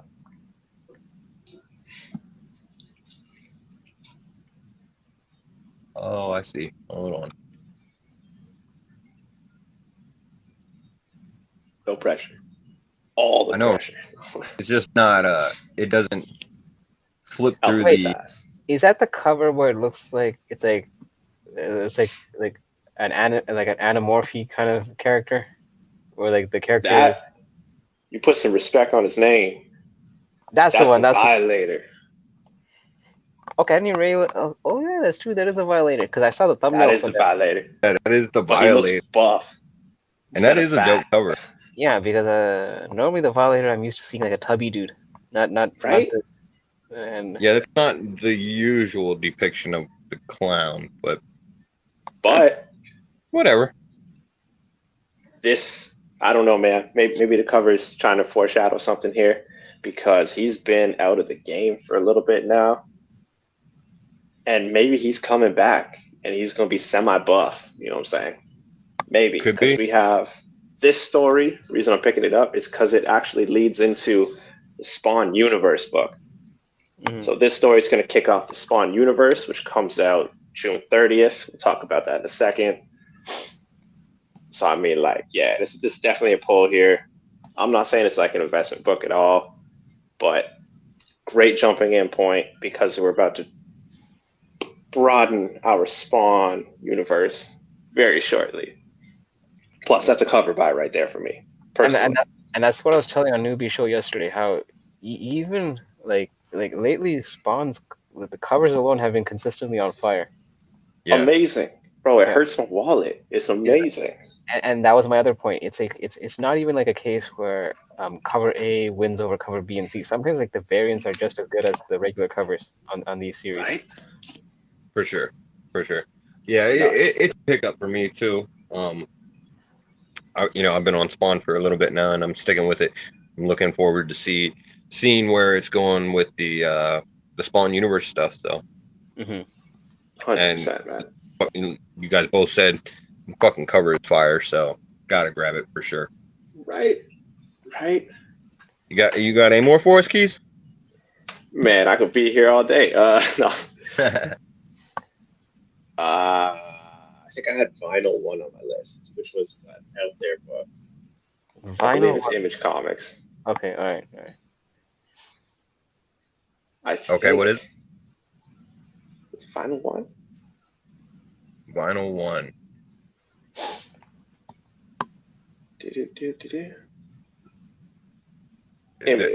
I will find a better way to load these. Cover purchase immediately. Like, what is that, right? This one's actually the B cover also. Yeah, so the A cover has the dude's face on it. That's just like a little sack. Yeah. I saw them both and I like this one better, so I grabbed this photo. Such a cool. So you got the sunflowers. You have the records in the middle of the sunflowers. Pretty sick. We got a story about like psychopaths, serial killers, FBI agents and stuff. So like, I want to pick it up just It seems like something that I'd be interested in, man. Plus, that cover is legit. I'm curious. I'm probably gonna read the solicit for this because yeah, that's an interesting cover. Omega Red, just to answer your question, like in Canada we're mostly locked down, but in my area I'm not as locked down as Keys, where I don't think you can go anywhere except the bathroom. Right. Shoot. No, but I think like in my area we just have a curfew till 9:30, which is supposed to be lifted this Friday. So after Friday, the no more curfew. We're supposed to get patio and all that supposed to be open. Theaters are supposed to be limited capacity. The only thing that's still not open is gyms, bars, I believe, and even restaurants. I think are still going to be closed for the time being. At least dining You in. get patios. Well, I mean like indoor restaurants. So basically, only patios would be the only option, I think. And Patio drinks with the boys. So. Yeah. I hate you so much. And yeah, I agree with you, Keys. That's a dope cover for sure. Yeah, I'm gonna pick it up. And yo, are you guys ever coming out of lockdown for real? Well, it seems like I'm like our city's coming out sooner than his place, because at least it seems like we're making, like I said, the only thing that seems to still be on lockdown for us is like after this Friday will be gyms. But here's the thing though, it seems like rules keep changing. So like if cases start going up in like 2 weeks, who's to say that these things don't get shut down again? Because that's what happened. We had gyms for like a few weeks back in, I would say February, and then they realized they might have to take that back. So it's almost like they took it back. Yeah, it's almost like whatever good news we're getting, we're almost taking it on a week by week basis. We're not considering these like permanent, things. So, but I'm thinking that because now that the vaccine's more distributed, I'm assuming that these changes will be a lot more permanent than before, because I think there's a bit more access to the vaccines here. So yeah. Yeah, I think things have started opening up this year, or have started out opening up down here rather. It looks like we're getting back to normal. I mean, obviously there's stuff with the vaccine and wearing masks and everything. So in to answer Read or Die's question that was posed for us in chat here, I am hopeful to go to a few cons this year. So we'll see what happens, but I'm hopeful for it. I'm not holding my breath, because I think cons would be like the last priorities here in Canada. To any type of venues that would facilitate cons, like concerts, anything like that. I know sporting events kind of are opening up, but very very limited. But I feel like cons would be like one of the, like on the back end of stuff that we'll get. We've already had our Montreal Comic Con canceled for this year, and we're told to wait for 2022. Yeah, it sounds like yeah. are going to be a little while before you get them up there, or up there. Yeah.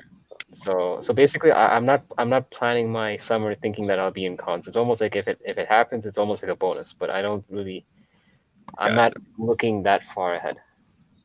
Yeah. 2022. All right, Keys, Hyper. You guys got anything else for us for FOC this week?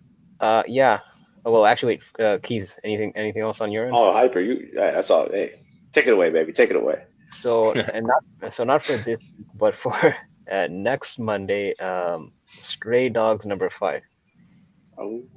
I just read number 4 before going to bed over the weekend, and as I mentioned to you how like issue number 3 was a bit of a tearjerker. Wait, what movie is that homage? Like, I'm not a big horror junkie, so Friday the 13th. Friday the 13th. Oh man, oh dude, yes. You're right. Okay, so that's that Camp Crystal Lake. Yes. Okay, so you know what? That's a perfect movie to kind of end off the series in.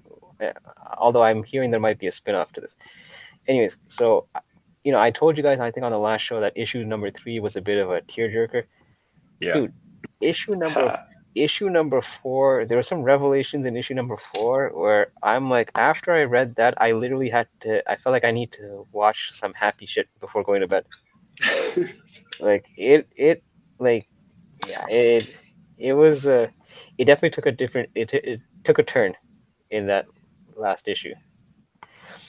Yeah, So for that reason, I'm definitely curious how they wrap up this series. Uh, yeah. I've been I on Stray Dogs pretty hard since the beginning. I've been grabbing up all the covers. Yeah, it's been a hell of a read for sure. So I'm a huge fan. Definitely grabbing this one, all the other covers for it, all the way through the series. I'm hopeful that they do an animated or whatever with it. So there was news about that. I think that's why issue one kind of popped off because there was something about it how it got optioned to be an animated okay, movie or a series from Paramount, I believe. good shit. Nice.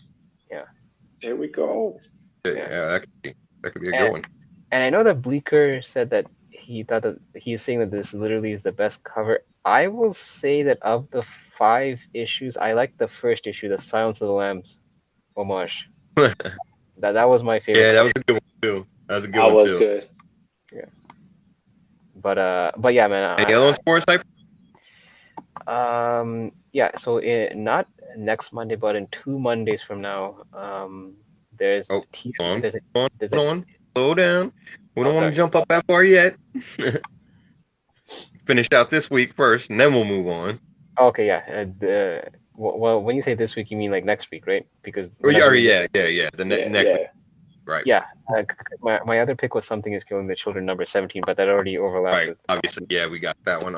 And like I said, that one was on my list too. yeah.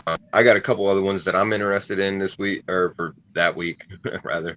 Um, the first one being Infinite Frontier number 0, that's coming out from DC Comics. It looks like I'm not sure that we're gonna get any if there's gonna be first appearances in it or not, but it looks like it's gonna be basically telling the story of this Justice Incarnate team or whatever Right. that I guess patrols the Omniverse or some shit like that. I don't know. It's Williamson, so I'm on board for it. Looks like it could be an interesting miniseries, so worth checking out. There might Oh, be for Yeah. some sure. appearances in there, and it probably is going to be a good read if you're into like the DC universe lore and stuff like that. I think they're going to cover a lot of that stuff. So Yeah, I grabbed issue 0, but I still haven't read it yet. It was good, man. It was a good read. Yeah, I'll probably I'll have to make some time to read that. another one that I got, I think is going to be a pretty cool read. And it, as soon as I get it up here, it's You got a pill interesting. for that, Hyper? I was wondering if either one of you were gonna jump in there, but you're a little slow on it, so I just kept moving right along. Because out of the two of us, Keys has the more filthier mind. That's why. No, man. I think it's a team effort, yo. You said. Batman Reptilian. It's gonna be. I think it's one of the Black Label series. Yeah. Yeah. It's gonna be a Killer Croc story. Some dope covers on it. Standalone. Might get the second appearance of the Bat Dong. I don't know. I mean, it is written. It is written by Garth Ennis, though. Yeah, exactly. So who knows? Let's see. The last one that I got for this week is gonna be Marvel Voices Pride. Wait, isn't that this week that's supposed to be?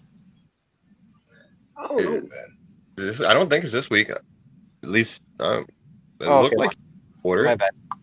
I thought it was this week. Okay. No. You might be right.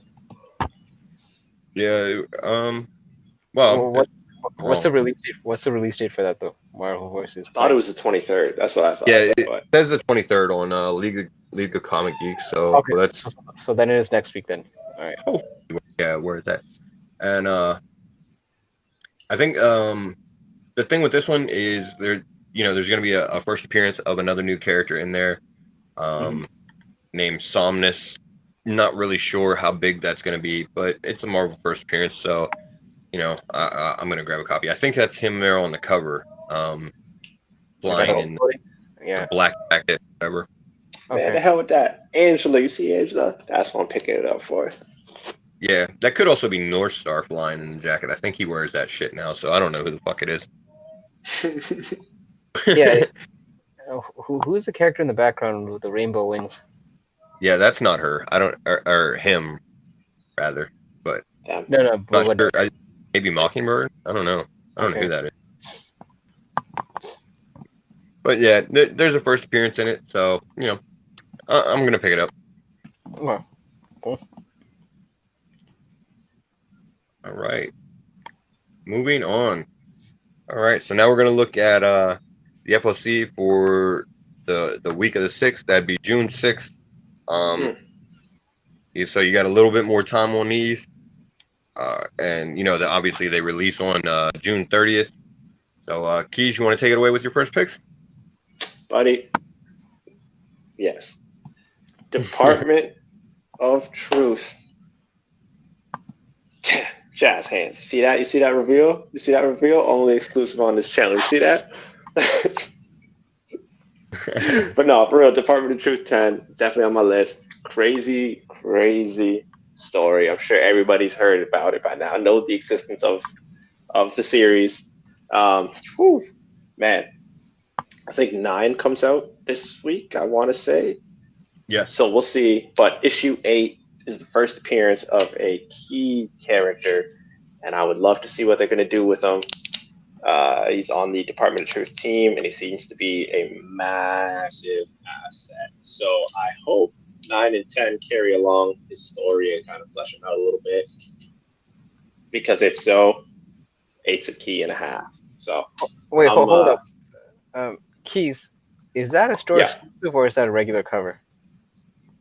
That cover is actually a store exclusive. And I just picked it honestly because it was my favorite of the covers that were coming out for it. It's one that I picked up also. It is an exclusive. You can find it from Toss Comics. That's the one-stop shop. So yeah, I loved it. House of Secrets homage, and yeah, it was the one I immediately went after. I mean, it's fucking Department of Truth, so I'm picking up like every goddamn exclusive there is anyway. But it's a shame that store exclusive though. I was hoping it would be like a cover B, but I didn't think it would be. Yeah, I know, right? That would be nice if it was, but yeah, it's an exclusive. B is pretty sick. B is pretty dope too, man. Fire. So, it's fire. Yeah, B is actually it's really nice.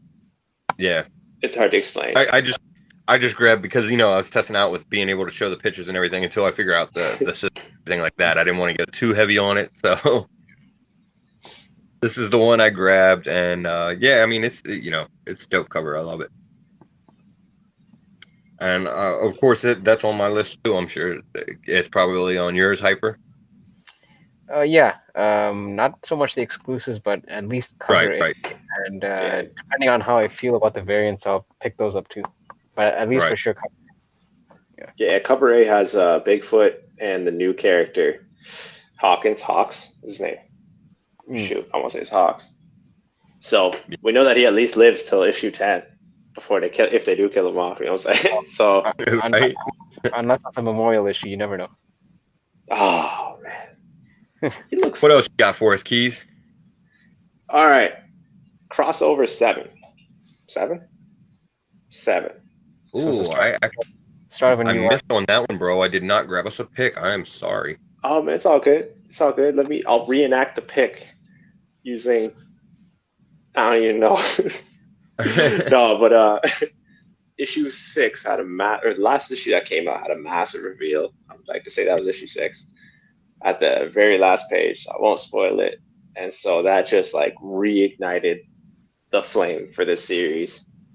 And I'm ready to roll. I want to see where this goes. It's always fun. If you guys haven't picked it up or haven't read any issues, it's always fun to kind of see the little Easter eggs they throw in there. It's not like game changing. It's not like the most invested oriented series, but if you can like just like where's Waldo, all the Easter eggs is pretty cool. Right. Yeah, I've been reading. I think I'm I have the issues, but I think I only read up to issue 5 so far. I've enjoyed it, even though I'm not familiar with some of these image properties. I still like the story. Oh yeah. Yeah, I've Oh been yeah. So enjoying it's the series Kate's. so far. I'm kind of in the same boat with you. Some of these image properties I recognize. Some of them I don't recognize at all. They mean next to nothing to me, but it's still, it's still cool. It's been a good story. One of the other things that's been fun about it is on a lot of different websites that I frequent and everything like that. I will find reviews and everything that will talk about a lot of the Easter eggs and everything like that that show up in these series. So I get to learn more about the image history and lore that way too. So Yeah. Yeah. it's a good series. Well, It's definitely. always cool seeing your back issue bin fillers in a recent book. You know what I'm saying? So Mhm. that's pretty dope. I Yeah, for mean, sure. This project. the only thing though about the series that I think Donny Cates is not doing it any favors is I know he's been hyping certain issues as issue 3 and 6 as being big issues. The problem is, yeah, I'm sure they're big moments for people that know these characters, but to be quite frank,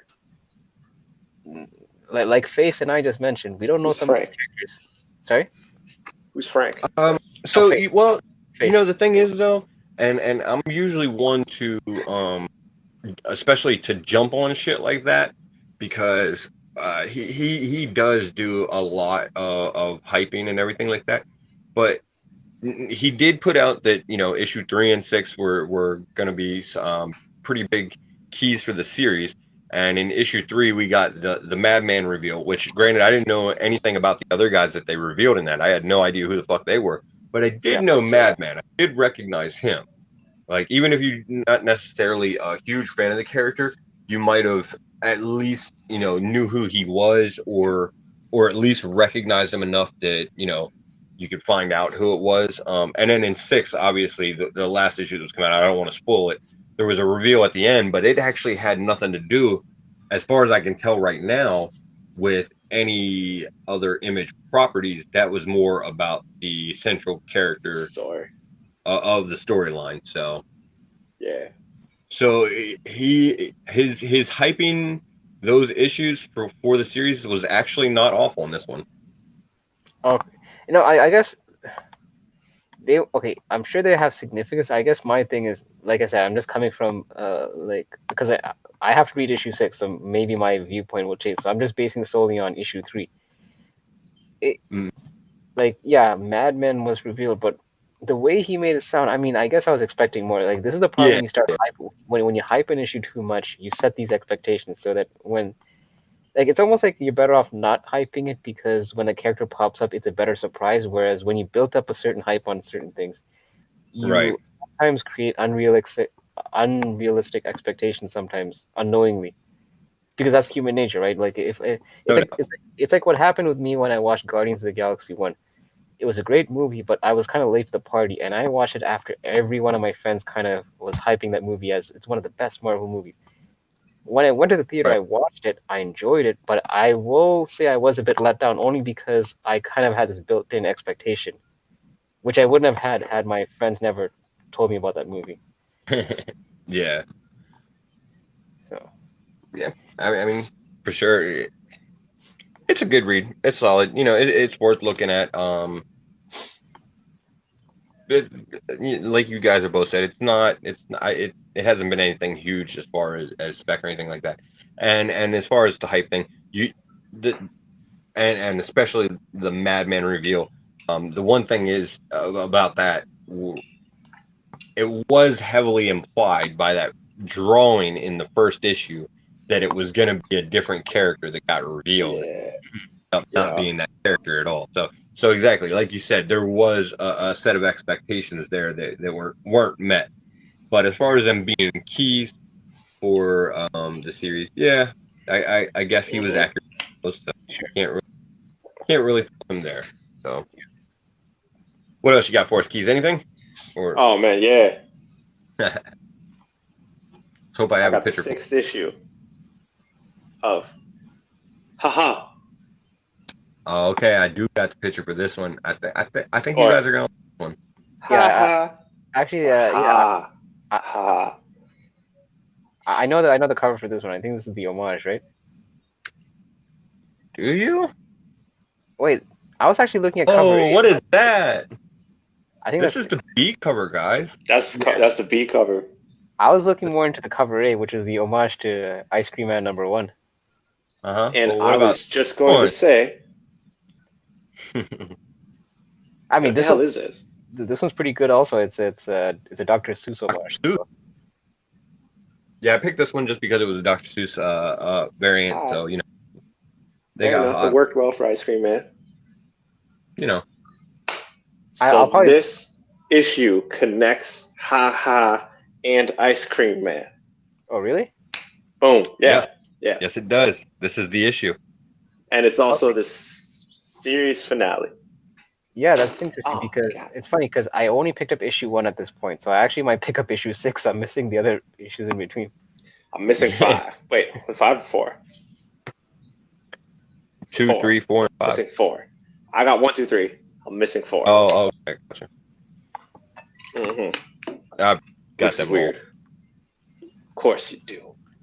Of course. Yeah, bro. I'm heavy on this series, man. I like these new horror series, so I jump on them. And I buy these for me. I like the covers, and that's pretty much what it comes down to. So, Yeah. It's a fun read. Depressing, but I like fun. it. Yeah, definitely depressing in certain issues, for sure. All right, so you got any more for us, Keys? Oh man, after haha, I already Yeah, right. alluded to it in our last FOC date there. Spawn's Universe 1. Oh. Big jumping on this. So the week right after 3/18, 3/19, the following week we got the universe popping off. And this is going to, yeah, there it is. There it is. With little she Spawn on the cover looking all bad. Like a patty, bro. It has multiple stories, right, in this issue? That's supposed to branch Yeah, out. it's so into 3 different titles. Yeah. So this is probably the perfect jumping on point for anyone new to the series. I feel like they're going to bring back some old characters and kind of refresh the universe a bit. We're going to get a Gunslinger Spawn series out of this. We're going to get King Spawn series. Yeah, man, it's going to be pretty sick, and I cannot wait for this because we need a little bit of refreshing in this universe. I am thoroughly impressed by her upper body strength, how she's able to go on one knee and still hold those 2 heavy artillery guns, like that, without tipping over. So, kudos. Don't you be fucking judgmental about what she can and can't do on her knees, okay? Just move a strong independent. Yo. Oh, jeez. Oh, and now that we've made it weird. Yeah, man. I gotta agree with Keys. It seems like it's gonna be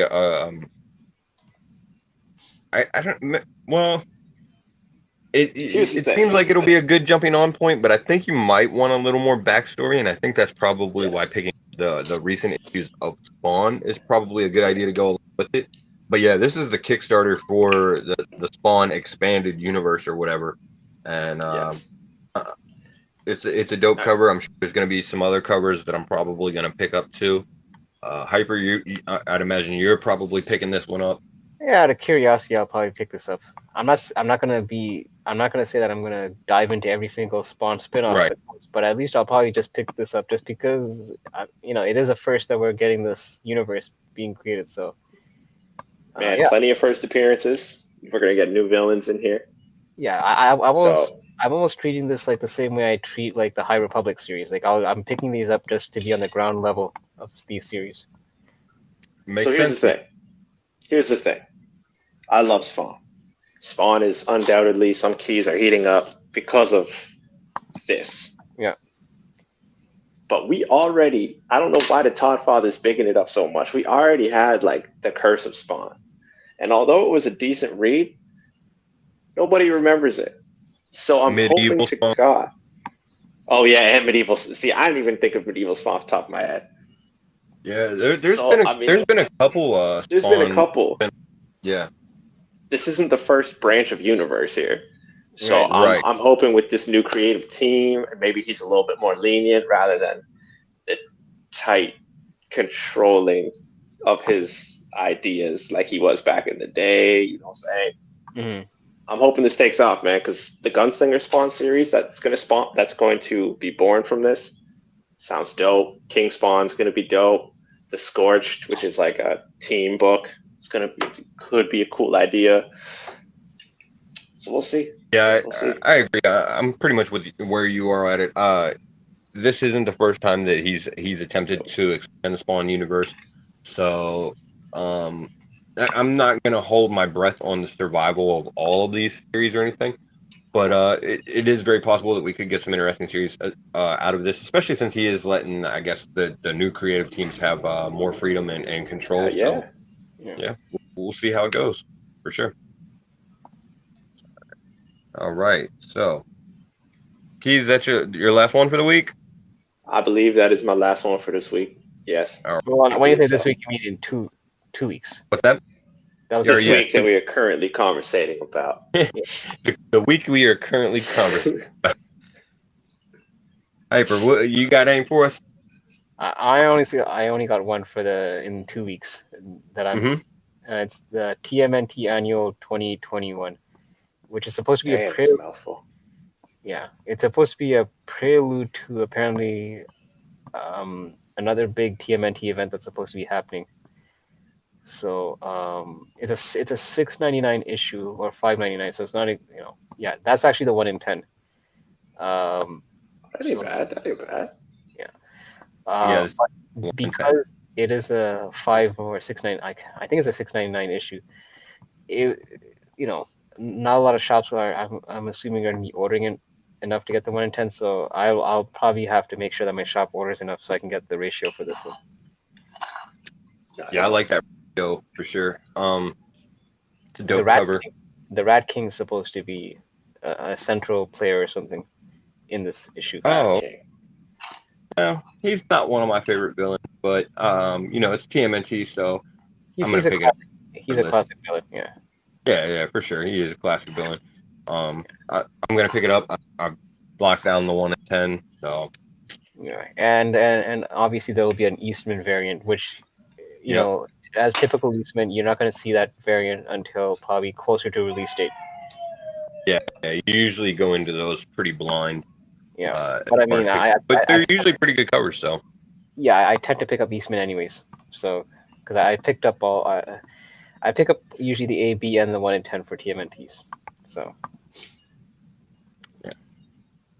All right, so I guess I'll jump into my picks here, and yes, I'm actually surprised that Piper didn't mention this one. Which one is this? So I'm kind of curious if maybe I have some wrong info on it or whatever. Oh, yeah, I missed that. I mean, that's generally one of yours that. Yeah. Wait. What's the FOC for that is next week, I think, right? It shows on League of Comic Geeks as it's the 30th, but that could be off at next week. Not 100%. Okay, if it's in 30th, that means it's only in 2 weeks. Okay, yeah. I mean, this was already on my pull list, so yeah, I was gonna pick up this and the 1 in 10 for this one. I believe is this the 1 in 10? No, this is the regular A cover. The 1 in 10 though is fire too, so for sure. Yeah, I mean, where are you at on Kanto? I think you're probably on board with the whole Kanto train, right? With the good luck that you had. Oh man, see, I hate being that guy because I'm not. I'm on board with the train, sure, but I haven't read a single issue. I haven't touched that book because I don't want to ruin it anyway. I don't blame you. You know what I'm saying? I should probably educate myself on what exactly I have, but right now I'm totally ignorant. I'll be totally transparent. That's just an investment book for me, man. No, 100%. I'm sorry. You know what I'm saying? There's nothing wrong with that, and I don't blame you. If you only had that one copy of Kanto #1, I probably wouldn't touch it either. I'd probably I'd probably look for a digital source or something to read it.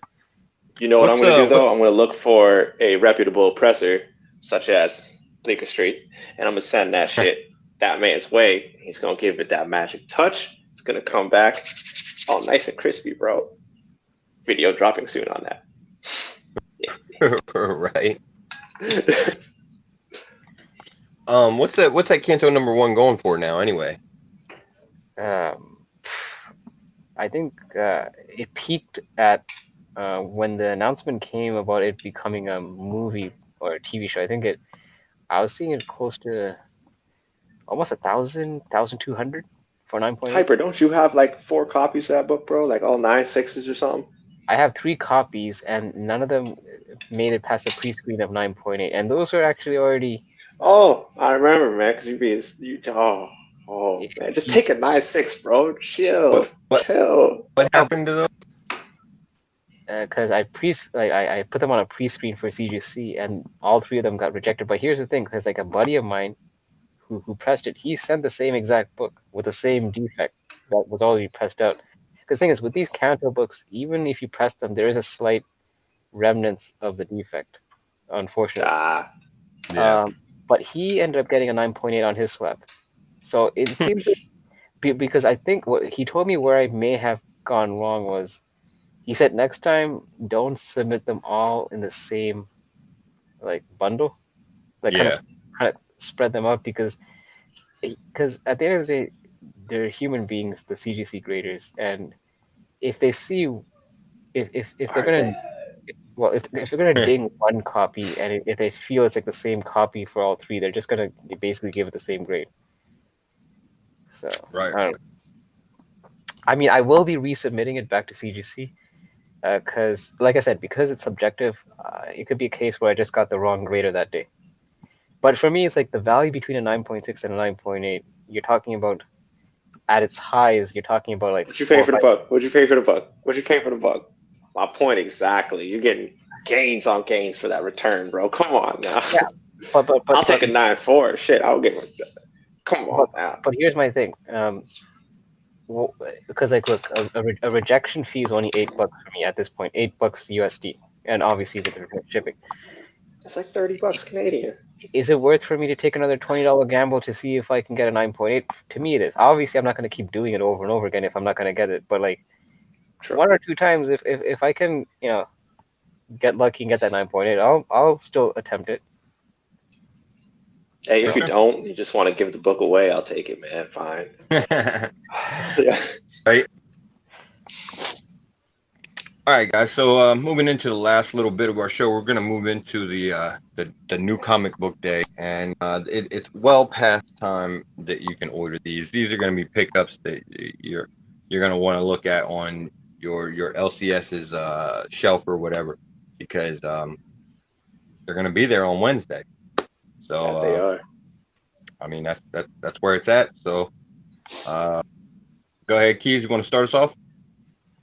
This is probably the most covered buys I've ever. Okay, let me try and rephrase that. I'm gonna start off with something Killing the Children 16. This is probably the most I've ever invested in it, and it's not even much. The amount of copies I picked up definitely beat out those on a regular New Comic Book Day haul. I think I got like almost every cover, a couple variants. So I'm stoked. I'm stoked for this one, man. I got the AB 125, 150, but that's a different story. 150. I went halves on a 150. I was just gonna say that. Yeah. Okay. Yeah. So Gallagher. Wait. To put it out there, the one that's on the screen is actually an exclusive. Also, that is I believe it's Frankie's Comics foil. So, Keys. Shoot. You won't be able to get. You can't say that you've gotten all the covers unless you've also got the one per store. Which, yeah, I don't. I do not have that one. Wait, I thought you said you called. You didn't call the shop to secure it. It's spoken for. Oh, all of them? I was not the first.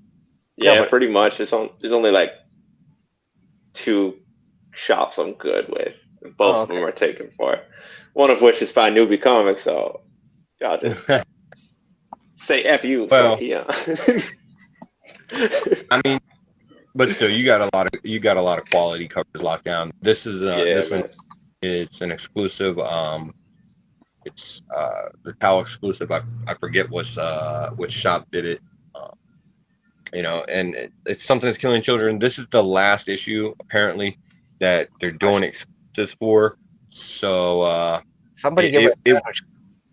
yeah, it went kind of heavy on the exclusives, and there's probably fucking like 40 of them. Nah, not quite that many, but there's a shit ton. And Yeah, oh my God, look at this. We got Newbie Comics joining us in the chat. What is up? What's up? No, but Came look at the at right time. Now you did. Now you did, buddy. Look at her. Is she going on a hunger strike or something? It's like what's going on in this cover? She looks very malnourished. Listen, don't worry. Just buy her a cheeseburger and move on. Somebody feed her. That's facts. Or maybe read that. Maybe Keys could pass one of his junior chickens that he always talks about. Oh yeah, that's true. Yeah, that's true. That's true. Actually, that's facts. That's facts. What else you got for us, Keys? Shoot, man, I got obviously Spawn. We've been talking about it. Department of Truth 9, man. These covers are fire this week. We gotta get Spawn. Spawn's on your list. Oh yeah. Spawn's on my list. So 318, just because they're setting the gears in motion for 319, which then gives direct birth to the universe, and then that universe spawns separate titles. Plus, like, look at that, man. Yeah, this is this one here is not the A cover. I think this is the B cover, and I believe it looks like a Batman 423 homage to me. Right? I'm getting hella Batman vibes. Yeah, I'm pretty sure that's homage for 423. So, you know, Montreal. That's a dope cover. I'm definitely picking it up. Pretty much pick up all the Spawn covers at this point, and Newbie Face hasn't even given me a blue wrench. Man, I'll have to get on that and get you guys set up with it. I think the only guy that has a blue wrench in this panel is Keys. Oh, I got the power. Right. Yeah, I thought I got Hyper One, but yeah, I'll have to get you guys set up then for sure. Bro, for the price of one junior chicken, bro, I'll make sure Face gets that set up for you. Right? You realize between the two of us, I probably might have an easier access to getting a junior chicken at this point than you would. Just saying. I hate you. What else you got for us, Keith? Oh, man. One more. What do I got? I already said my DOT. Department of Truth. Oh, yeah. Oh, haha, 5. Haha, 5 dropping. Oh, I was on the I'm going to need to see. Oh, wait, what? Department of Truth? Oh, 9. Yeah, that's dropping this week. Continuation of that new character who will be unreal. Yeah, those are like the 3 I'm most pumped for, man, to be honest with you. I'm sure there's others, but those are the 3 that just stick out the most. This is another exclusive. I don't remember offhand who does it, but yeah, that was it was like a Queen homage. I got one more. Oh, that's the Comic Kingdom of Canada exclusive. Comic Kingdom of Canada. Yes, there we go. Yes. I got one more I want to bring up here real quick because it's that dope. You guys should check it out for sure. These covers are unreal this week, man. Yeah, this is the one. Yeah. The first Baby Eater cover blew up, so I would imagine that's Gallagher. Yeah, Gallagher exclusive. Yeah. Exactly. It's fire. Will lightning strike twice? We'll find out. I mean, it's an interesting cover. I don't know if I'll grab it, to be honest. Aside from the fact that it's an exclusive cover. If I had the chance to, I would have scooped this. Like, shoot. I did, of course. Oh. So, yeah, you know I was on this, bro. if this landed on a week that it wasn't Something's Killing Children 16, and I didn't pick up a few exclusive for that, I would have picked that up, man. I was like, oh, I want that. But hey, Right? got to make those cutbacks. I should read that. You should read that issue in front of like an elementary school. Like have the cover open and just see that issue in front of like an elementary school and just see like parents speak to them. And because Keys doesn't remember his own picks, we'll help him out here. Yeah, bro. Oh my gosh. That's this week? No, that's I think that's next week. I don't know. You gave it to me on the list, bro. Oh, my bad. It was just on my list to look out. Well, we got a crazy story from Netflix. I'm pretty sure they already made like a little movie about it. Yeah. It just looks insane. And I was like, you know what? This looks right up my alley, so I'm gonna scoop They that. already actually made a comic, like a French comic about this. This is almost like an English. I think it's like an English adaptation kind of. Okay. Oh, okay. So it's gonna be better. Okay. Shade. I'm joking. I'll play it. But yo, if you can get a hand of one of those French ones, let me know. Right? See any. No. I'm saying like the French one, like from years past, not recently. This is like a while back. No, I'm saying if you can find it, because I highly doubt I'll find something like that in my area where we don't really speak French. But in your area, it'll be way more prevalent. If you just happen to see it, bro, let me know. It's French from France, though. That's a different story. We're not talking about French. We're not talking about French Canadian. We're talking about France French. Oh, really? Well, you never know, man. I mean, okay, all right. I'll look for it. I'm not sure. I don't think that's gonna translate over properly, but you never know. Minor details. All right, let's see if I can go ahead and guess. I think this is gonna be on Hyper's list. Yes.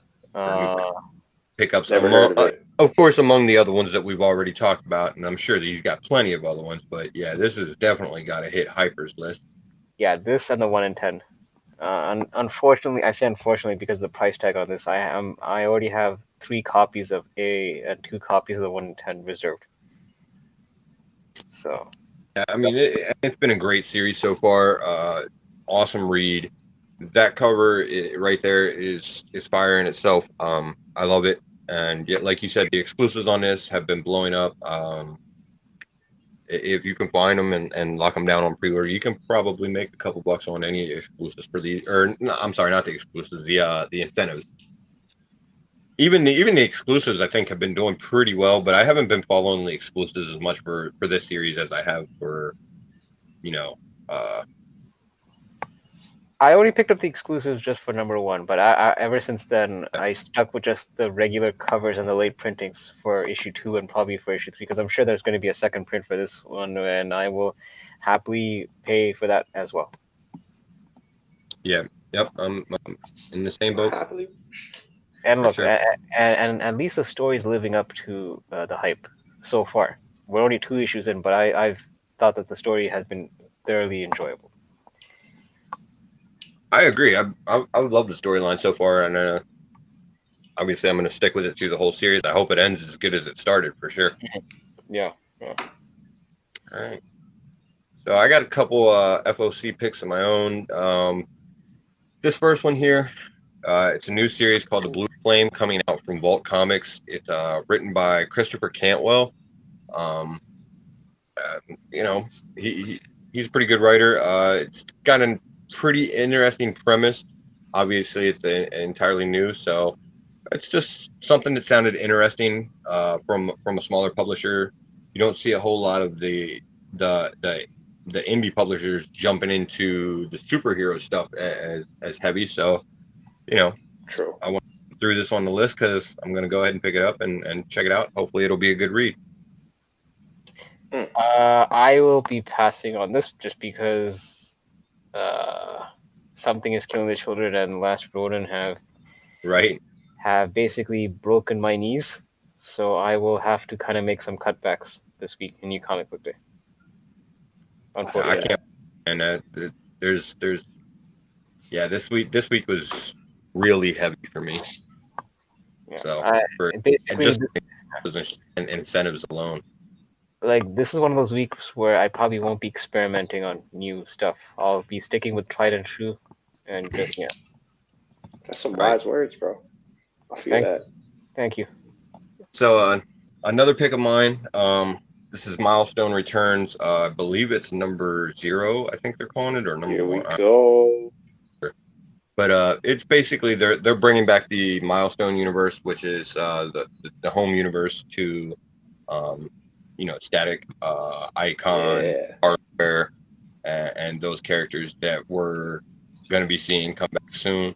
So I imagine that this issue is going to, I guess, fill us in on a lot of the details of what's been going on since the original runs or whatever. I'm not sure exactly what they're doing as far as bringing back that universe, but this is going to set it all up. So if you're interested in those characters and everything, this might be one you want to look into picking up so that you have that backstory.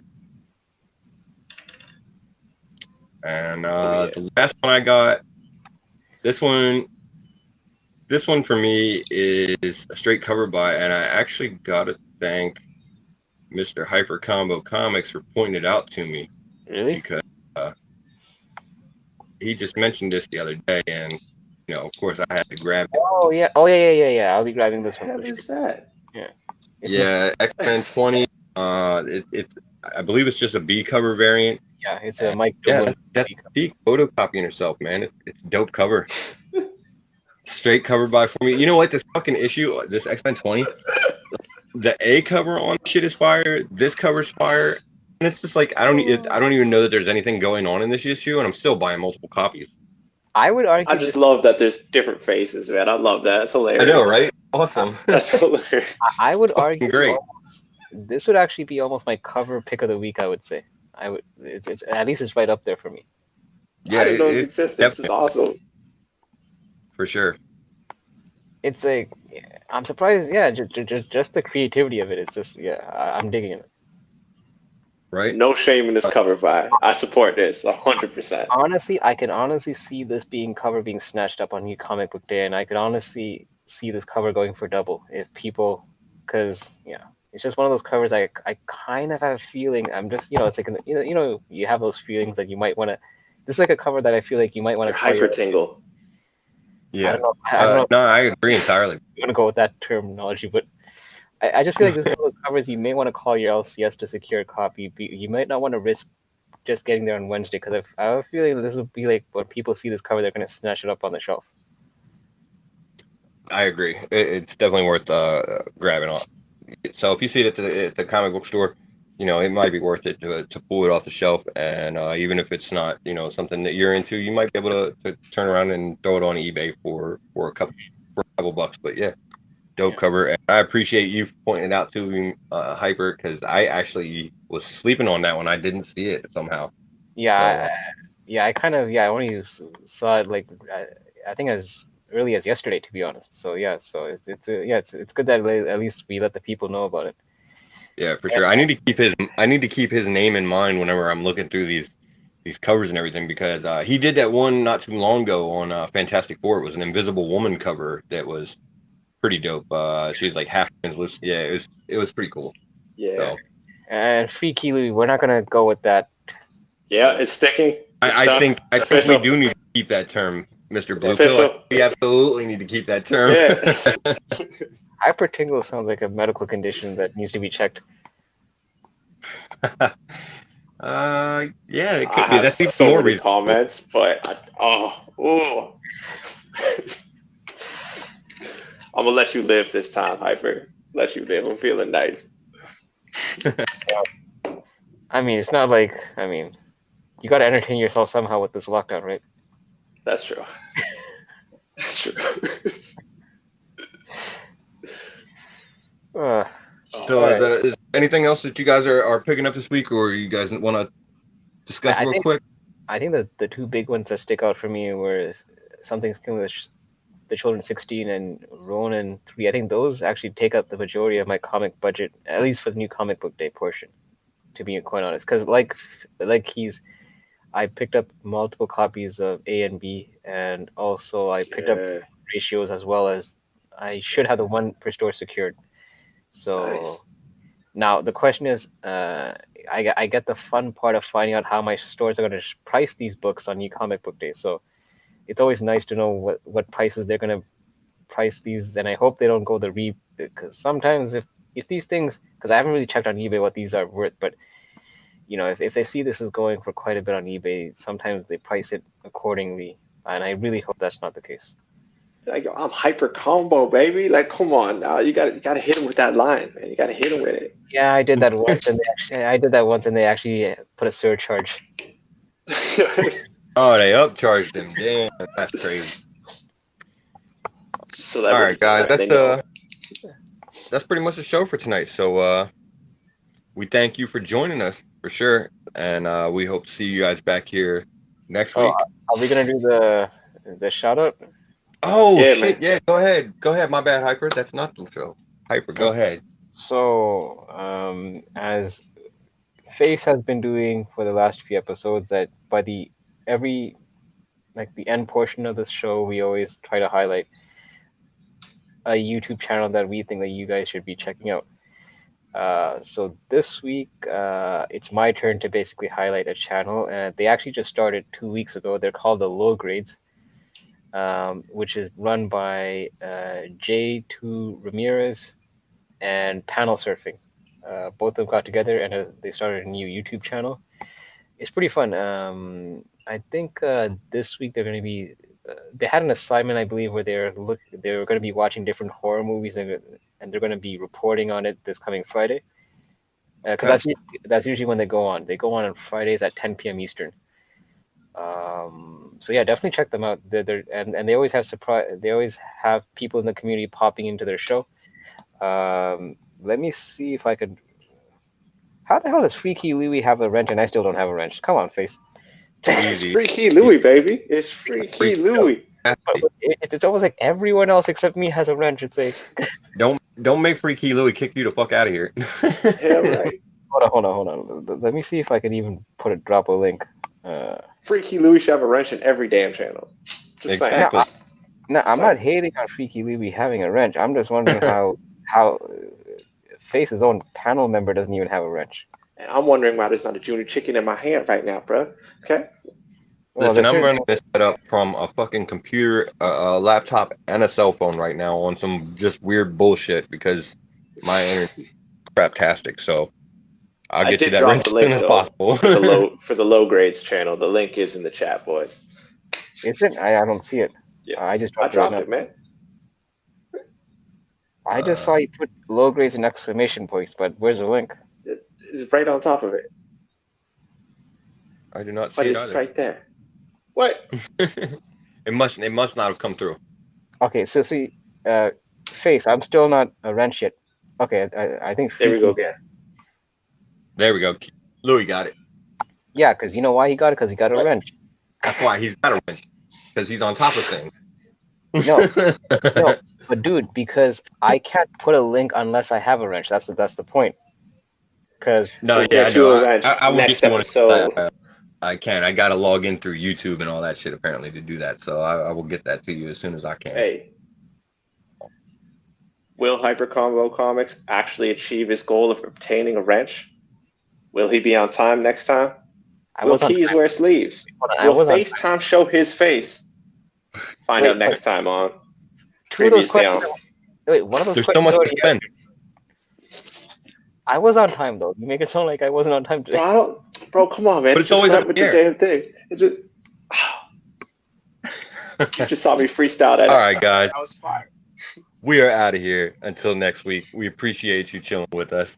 So, yeah, we'll see you next week. Same time, same bad channel. Later, Kingpins. Woo.